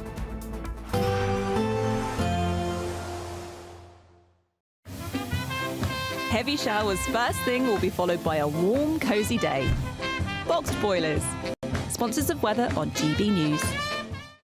Hello there, good morning. This is your GB News weather update from the Met Office. It's going to be an unsettled end to the week with some wet and windy weather from the west, but very mild for the time of year. A wet start across western areas, Northern Ireland, parts of Scotland, some heavy outbreaks of rain and also some strong winds at times too, with some Met Office warnings in force. Largely dry to start across central areas and parts of the southeast, but here later we'll even see some outbreaks of rain and some very strong gusty winds, particularly through the Irish Channel, perhaps even seeing some gales in the far northwest. But temperatures, highs of around 14 to 15 Celsius, so very mild for the time of year and much milder than it's been of late. So to end the day, there's still going to be plenty of wet and windy weather across parts of Scotland. Still a chance of some rather heavy outbreaks of rain, particularly across northern parts of Scotland. And a fair few showers starting to move into western coast too. These could be heavy with some hail and thunder. Similar across Northern Ireland, seeing some showers. It should start to turn largely dry across northern parts of England. Parts of Wales and the southwest should see some drier spells, but rain lingering on across the very far southeast. Now, where we see the drier weather, particularly across Wales, central parts of England, northern parts of England too, it will remain dry overnight, but turning quite misty and murky overnight too. And that rain still lingering across parts of the southeast, which leads us to a very damp morning to start the weekend. There's still plenty of blustery showers moving their way into northwest Scotland, but for many, a rather mild night on offer, particularly under cloudier skies. So a damp start across the southeast, but we'll eventually see any rain peter out as we head towards the afternoon. Plenty of blustery showers continuing across northwestern parts of Scotland, western parts of Northern Ireland. But elsewhere, once any mist and low cloud clears, that actually should lead to some sunshine by the afternoon. But we can't rule out a few showers, particularly across Wales, central areas and parts of the southwest. But once again, another mild day on offer, particularly in the sunshine. Expect a warm front, moving from the kitchen right through to the rest of the house. Boxed boilers. Sponsors of weather on GB News. Want to be one of 2 lucky Great British Giveaway winners? That's right, you could win one of 2 prize bundles, which includes a brand new iPhone 16, £500 in shopping vouchers to spend in your favourite store, and an incredible £10,000 in tax-free cash to spend however you like. What would you spend that cash on? For another chance to win, text cash to 63232. One entry costs £2 plus 1 standard network rate message, or text bonus to 63232. 5 entries cost £5 plus 1 standard network rate message. Go to gbnews.com/win. Entries start from just £2. Call 0903 681 3232. Calls cost £2 plus your network access charge, or post your name and number to GB11 PO Box 8690 Derby DE1 9TT. UK only. Entrance must be 18 or over. Lines close at 6 p.m. on the 7th of March. Please check the closing time if listening or watching